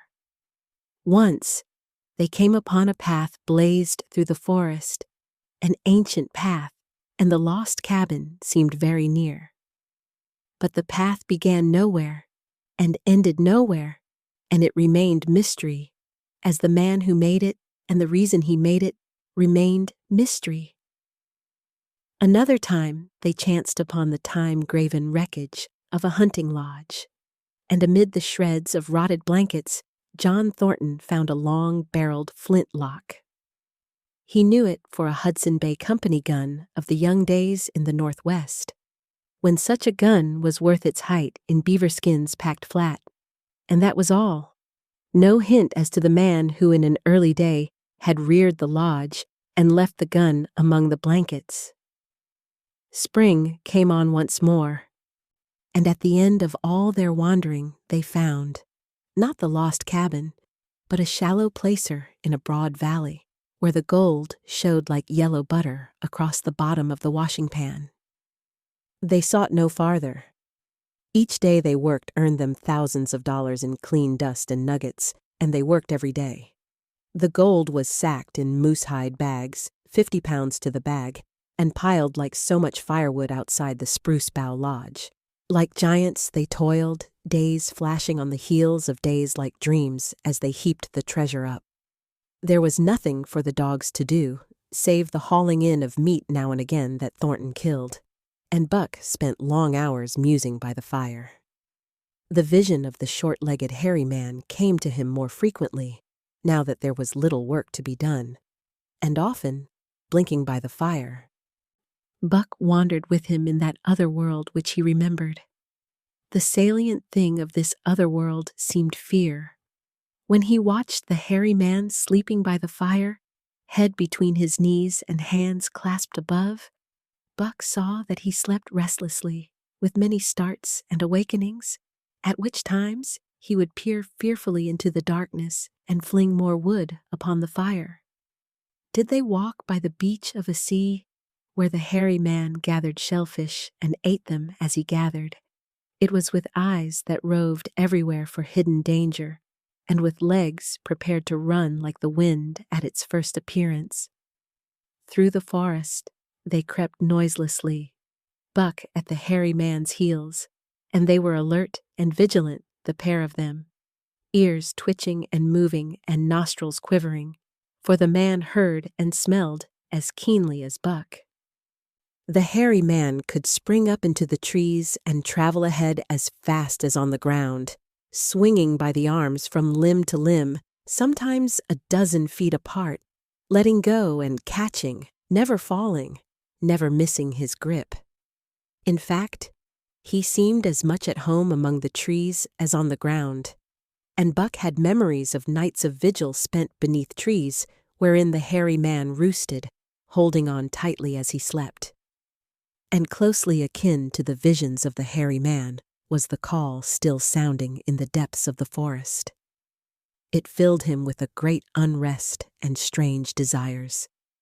It caused him to feel a vague, sweet gladness, and he was aware of wild yearnings and stirrings for he knew not what.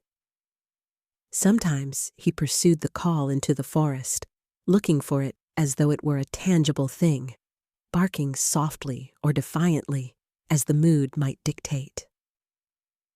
He would thrust his nose into the cool wood moss or into the black soil where long grasses grew and snort with joy at the fat earth smells.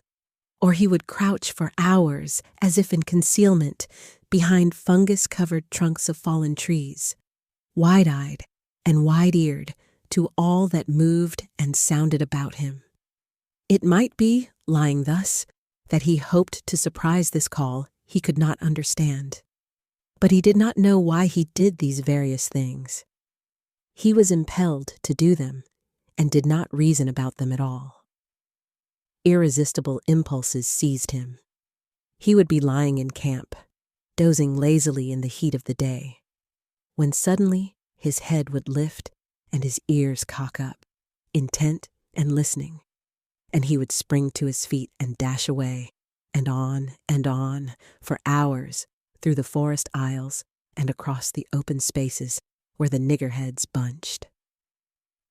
He loved to run down dry watercourses and to creep and spy upon the bird life in the woods. For a day at a time he would lie in the underbrush where he could watch the partridges drumming and strutting up and down.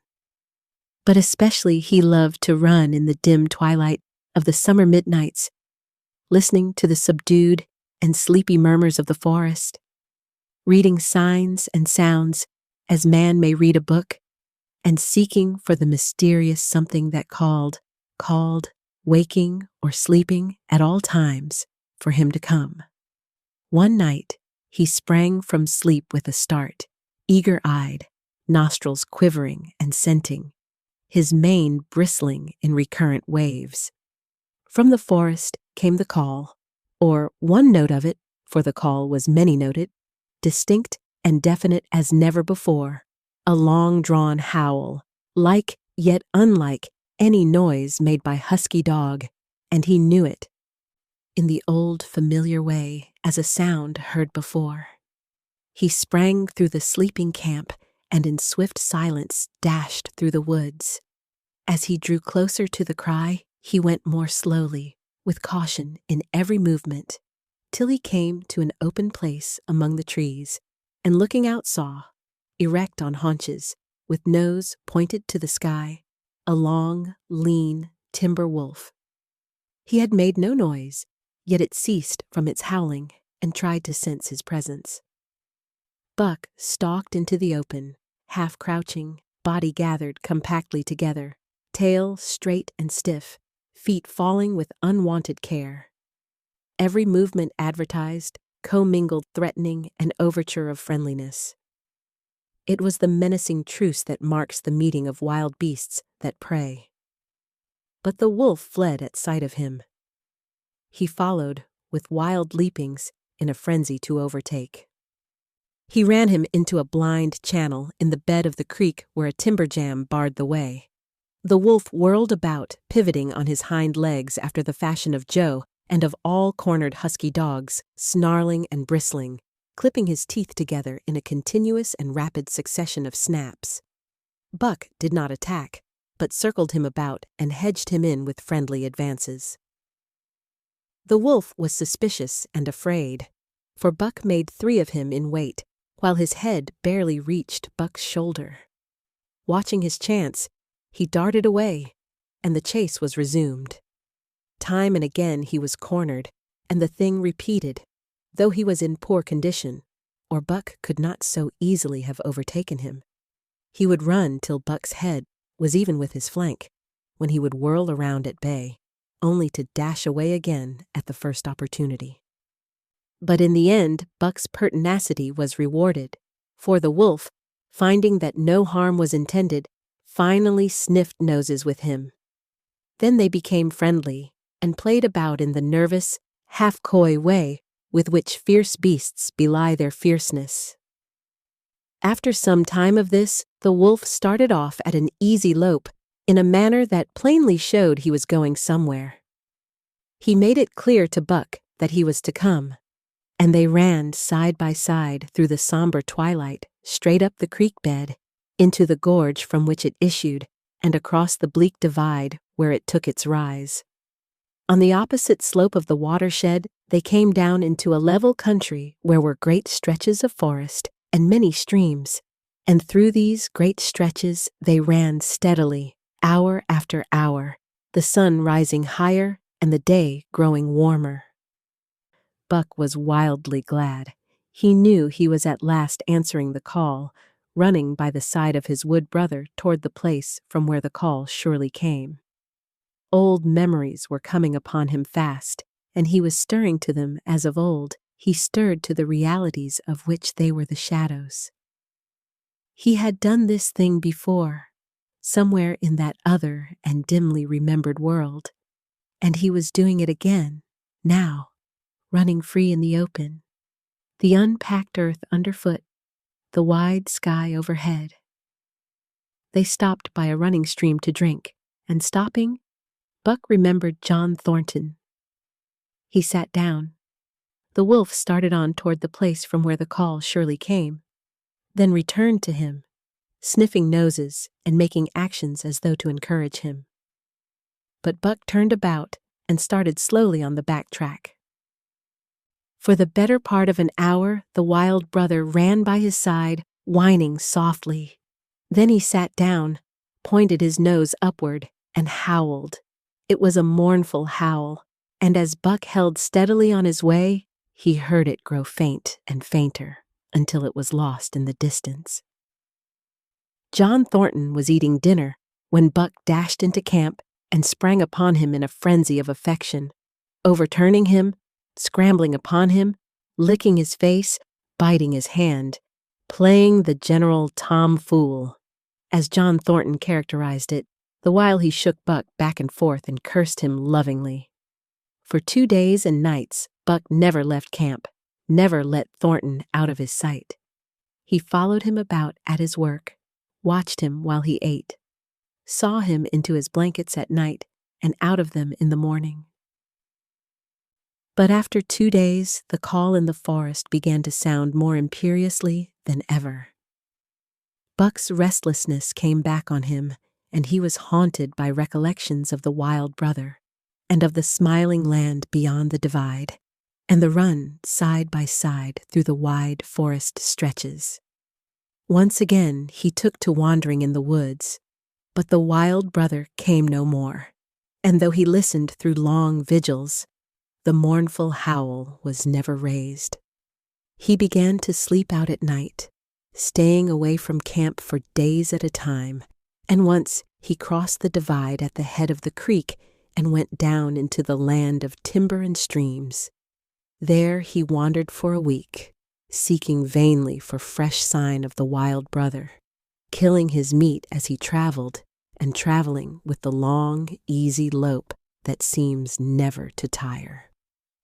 He fished for salmon in a broad stream that emptied somewhere into the sea, and by this stream he killed a large black bear, blinded by the mosquitoes while likewise fishing and raging through the forest, helpless and terrible. Even so, it was a hard fight, and it aroused the last latent remnants of Buck's ferocity.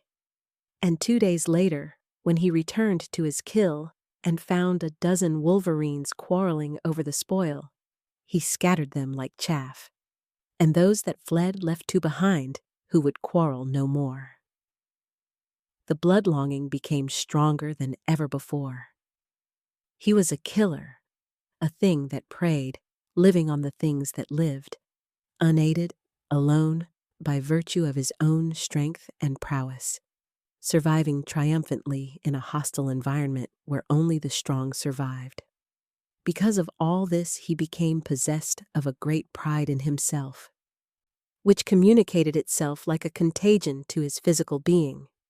It advertised itself in all his movements, was apparent in the play of every muscle, spoke plainly as speech in the way he carried himself, and made his glorious furry coat, if anything, more glorious. But for the stray brown on his muzzle and above his eyes, and for the splash of white hair that ran midmost down his chest, he might well have been mistaken for a gigantic wolf, larger than the largest of the breed. From his St. Bernard father he had inherited size and weight, but it was his shepherd mother who had given shape to that size and weight. His muzzle was the long wolf muzzle, save that it was larger than the muzzle of any wolf, and his head, somewhat broader, was the wolf head on a massive scale. His cunning was wolf cunning and wild cunning. His intelligence, shepherd intelligence, and St. Bernard intelligence. And all this, plus an experience gained in the fiercest of schools, made him as formidable a creature as any that roamed the wild. A carnivorous animal living on a straight meat diet, he was in full flower at the high tide of his life, overspilling with vigor and virility. When Thornton passed a caressing hand along his back, a snapping and crackling followed the hand, each hair discharging its pent magnetism at the contact. Every part, brain and body, nerve tissue and fiber, was keyed to the most exquisite pitch. And between all the parts, there was a perfect equilibrium or adjustment. To sights and sounds and events which required action, he responded with lightning-like rapidity. Quickly as a husky dog could leap to defend from attack, or to attack, he could leap twice as quickly. He saw the movement or heard sound, and responded in less time than another dog required to compass the mere seeing or hearing. He perceived and determined, and responded in the same instant. In point of fact, the three actions of perceiving, determining, and responding were sequential. But so infinitesimal were the intervals of time between them that they appeared simultaneous. His muscles were surcharged with vitality and snapped into play sharply like steel springs. Life streamed through him in splendid flood, glad and rampant, until it seemed that it would burst him asunder in sheer ecstasy and pour forth generously over the world. "Never was there such a dog," said John Thornton one day, as the partners watched Buck marching out of camp. "When he was made, the mold was broke," said Pete. "Py jingo, I tink so mine self," Hans affirmed. They saw him marching out of camp, but they did not see the instant and terrible transformation which took place as soon as he was within the secrecy of the forest. He no longer marched. At once he became a thing of the wild, stealing along softly, cat-footed, a passing shadow that appeared and disappeared among the shadows. He knew how to take advantage of every cover, to crawl on his belly like a snake, and like a snake to leap and strike. He could take a ptarmigan from its nest, kill a rabbit as it slept, and snap in mid-air the little chipmunks fleeing a second too late for the trees. Fish, in open pools, were not too quick for him, nor were beaver, mending their dams, too wary. He killed to eat, not from wantonness, but he preferred to eat what he killed himself. So a lurking humor ran through his deeds, and it was his delight to steal upon the squirrels, and, when he all but had them, to let them go, chattering in mortal fear, to the treetops.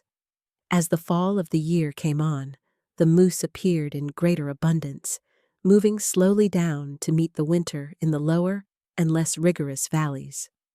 Buck had already dragged down a stray part-grown calf, but he wished strongly for larger and more formidable quarry, and he came upon it one day on the divide at the head of the creek. A band of 20 moose had crossed over from the land of streams and timber, and chief among them was a great bull. He was in a savage temper, and, standing over 6 feet from the ground, was as formidable an antagonist as even Buck could desire. Back and forth the bull tossed his great palmated antlers, branching to 14 points and embracing 7 feet within the tips. His small eyes burned with a vicious and bitter light, while he roared with fury at sight of Buck.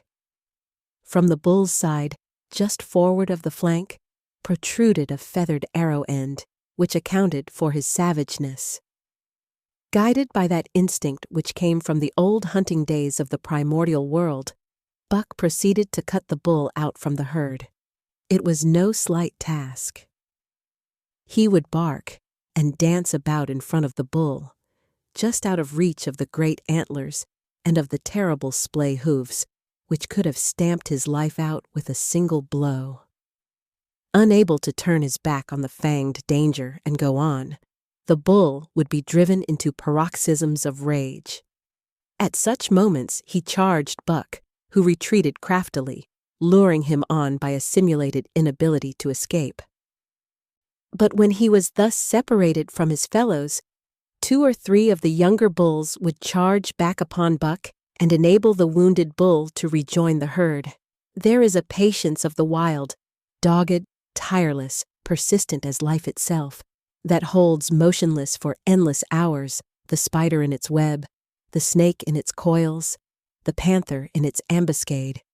This patience belongs peculiarly to life when it hunts its living food, and it belonged to Buck as he clung to the flank of the herd, retarding its march, irritating the young bulls, worrying the cows with their half-grown calves, and driving the wounded bull mad with helpless rage. For half a day, this continued. Buck multiplied himself, attacking from all sides, enveloping the herd in a whirlwind of menace, cutting out his victim as fast as it could rejoin its mates, wearing out the patience of creatures preyed upon, which is a lesser patience than that of creatures preying. As the day wore along and the sun dropped to its bed in the northwest, the darkness had come back, and the fall nights were 6 hours long. The young bulls retraced their steps more and more reluctantly to the aid of their beset leader. The downcoming winter was harrying them onto the lower levels, and it seemed they could never shake off this tireless creature that held them back. Besides, it was not the life of the herd or of the young bulls that was threatened. The life of only one member was demanded, which was a remoter interest than their lives, and in the end they were content to pay the toll. As twilight fell, the old bull stood with lowered head, watching his mates, the cows he had known, the calves he had fathered, the bulls he had mastered, as they shambled on at a rapid pace through the fading light. He could not follow, for before his nose leaped the merciless fanged terror that would not let him go. 300 weight, more than half a ton he weighed. He had lived a long, strong life, full of fight and struggle, and at the end, he faced death at the teeth of a creature whose head did not reach beyond his great knuckled knees. From then on, night and day, Buck never left his prey, never gave it a moment's rest, never permitted it to browse the leaves of trees or the shoots of young birch and willow. Nor did he give the wounded bull opportunity to slake his burning thirst in the slender trickling streams they crossed. Often, in desperation, he burst into long stretches of flight. At such times, Buck did not attempt to stay him, but loped easily at his heels, satisfied with the way the game was played, lying down when the moose stood still, attacking him fiercely when he strove to eat or drink. The great head drooped more and more under its tree of horns, and the shambling trot grew weak and weaker. He took to standing for long periods with nose to the ground and dejected ears dropped limply. And Buck found more time in which to get water for himself and in which to rest. At such moments, panting with red lolling tongue and with eyes fixed upon the big bull, it appeared to Buck that a change was coming over the face of things. He could feel a new stir in the land. As the moose were coming into the land, other kinds of life were coming in. Forest and stream and air seemed palpitant with their presence. The news of it was borne in upon him, not by sight or sound or smell, but by some other and subtler sense. He heard nothing, saw nothing, yet knew that the land was somehow different, that through it strange things were afoot and ranging, and he resolved to investigate after he had finished the business in hand. At last, at the end of the 4th day, he pulled the great moose down. For a day and a night he remained by the kill, eating and sleeping, turn and turn about. Then, rested, refreshed, and strong, he turned his face toward camp and John Thornton. He broke into the long, easy lope, and went on, hour after hour, never at loss for the tangled way, heading straight home through strange country, with a certitude of direction that put man and his magnetic needle to shame. As he held on, he became more and more conscious of the new stir in the land. There was life abroad in it different from the life which had been there throughout the summer. No longer was this fact borne in upon him in some subtle, mysterious way. The birds talked of it, the squirrels chattered about it, the very breeze whispered of it. Several times he stopped and drew in the fresh morning air in great sniffs, reading a message which made him leap on with greater speed. He was oppressed with a sense of calamity happening, if it were not calamity already happened, and as he crossed the last watershed and dropped down into the valley toward camp, he proceeded with greater caution. 3 miles away, he came upon a fresh trail that sent his neck hair rippling and bristling. It led straight toward camp and John Thornton. Buck hurried on, swiftly and stealthily, every nerve straining and tense, alert to the multitudinous details which told a story, all but the end. His nose gave him a varying description of the passage of the life on the heels of which he was traveling. He remarked the pregnant silence of the forest. The bird life had flitted. The squirrels were in hiding. One only he saw, a sleek gray fellow, flattened against a gray dead limb so that he seemed a part of it, a woody excrescence upon the wood itself. As Buck slid along with the obscureness of a gliding shadow, his nose was jerked suddenly to the side as though a positive force had gripped and pulled it. He followed the new scent into a thicket and found Nig. He was lying on his side, dead where he had dragged himself, an arrow protruding head and feathers from either side of his body. 100 yards farther on, Buck came upon one of the sled dogs Thornton had bought in Dawson. This dog was thrashing about in a death struggle directly on the trail, and Buck passed around him without stopping. From the camp came the faint sound of many voices rising and falling in a sing-song chant. Bellying forward to the edge of the clearing, he found Hans, lying on his face, feathered with arrows like a porcupine. At the same instant, Buck peered out where the spruce bough lodge had been and saw what made his hair leap straight up on his neck and shoulders. A gust of overpowering rage swept over him. He did not know that he growled, but he growled aloud with a terrible ferocity. For the last time in his life, he allowed passion to usurp cunning and reason, and it was because of his great love for John Thornton that he lost his head.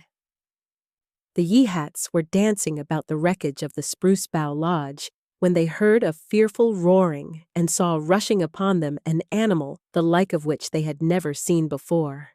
It was Buck, a live hurricane of fury, hurling himself upon them in a frenzy to destroy.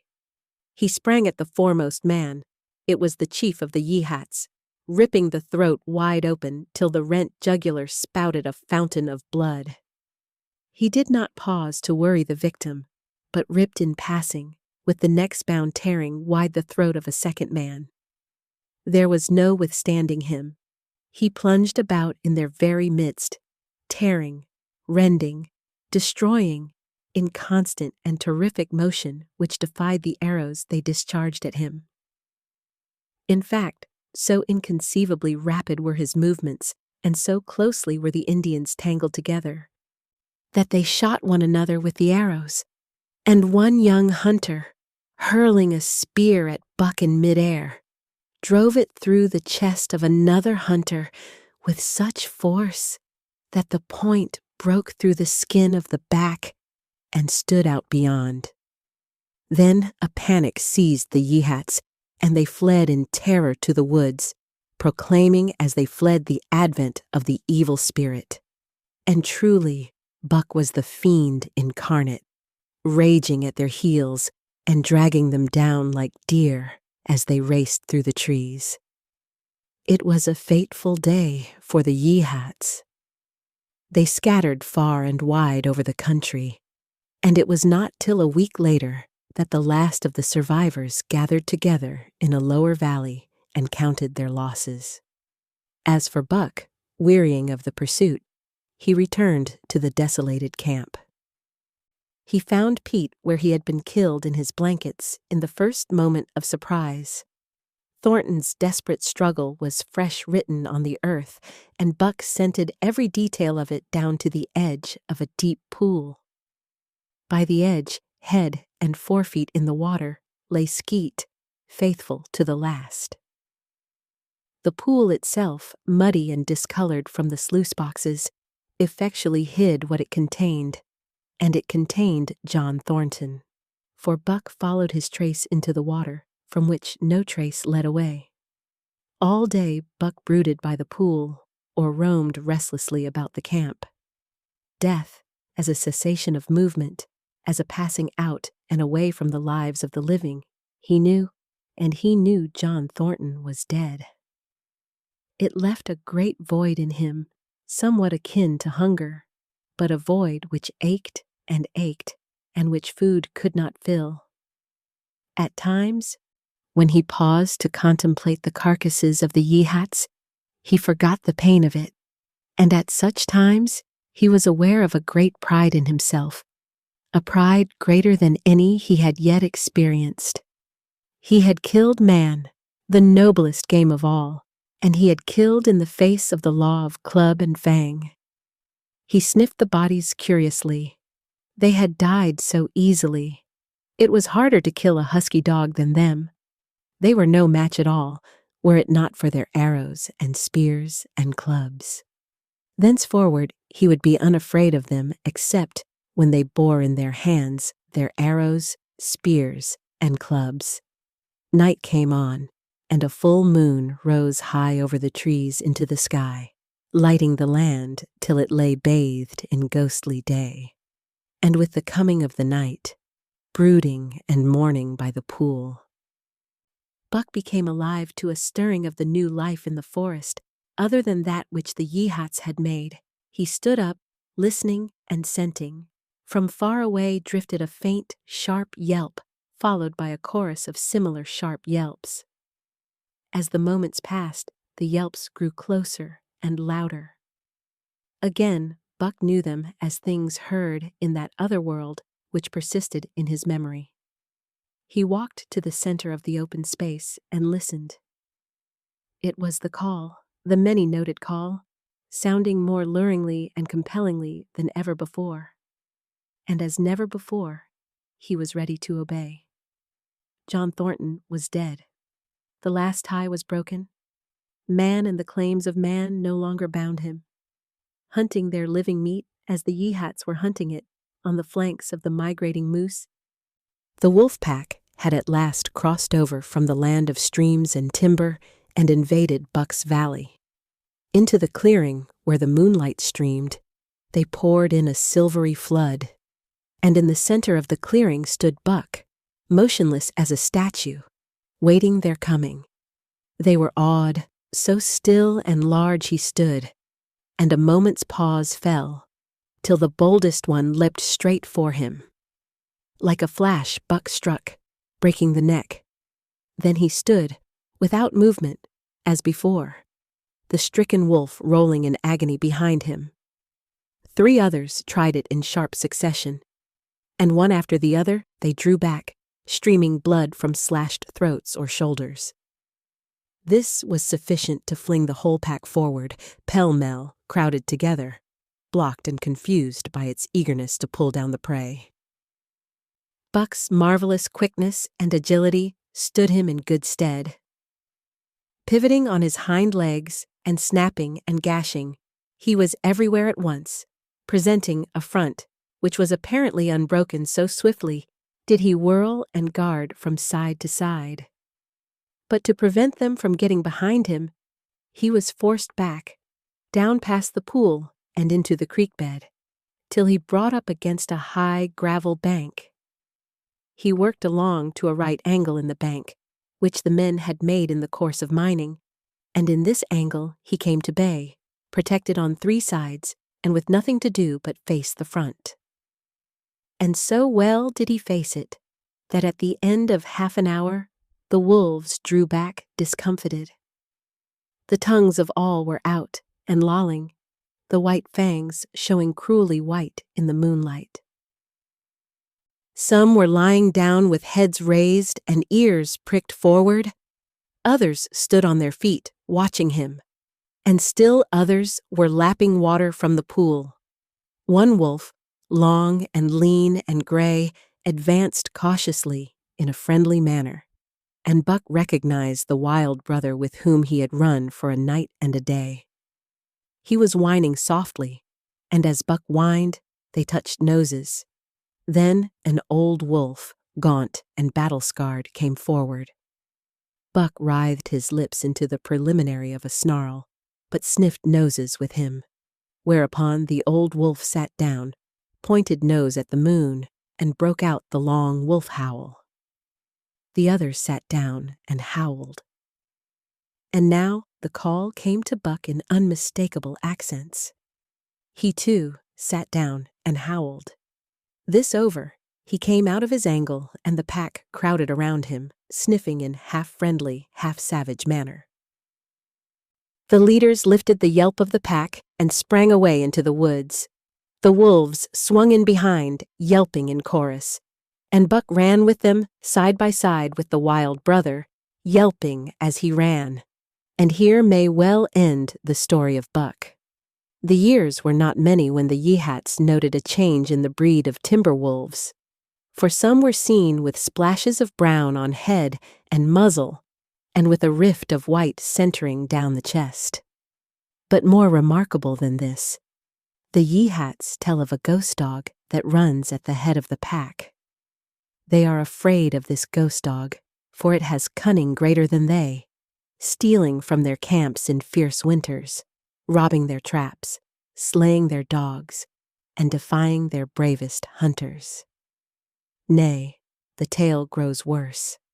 Hunters there are who fail to return to the camp, and hunters there have been whom their tribesmen found with throats slashed cruelly open and with wolf prints about them in the snow greater than the prints of any wolf. Each fall, when the Yehats follow the movement of the moose, there is a certain valley which they never enter. And women there are who become sad when the word goes over the fire of how the evil spirit came to select that valley for an abiding place. In the summers, there is one visitor, however, to that valley of which the Yehats do not know. It is a great, gloriously coated wolf, like and yet unlike all other wolves. He crosses alone from the smiling timberland and comes down into an open space among the trees. Here, a yellow stream flows from rotted moosehide sacks and sinks into the ground.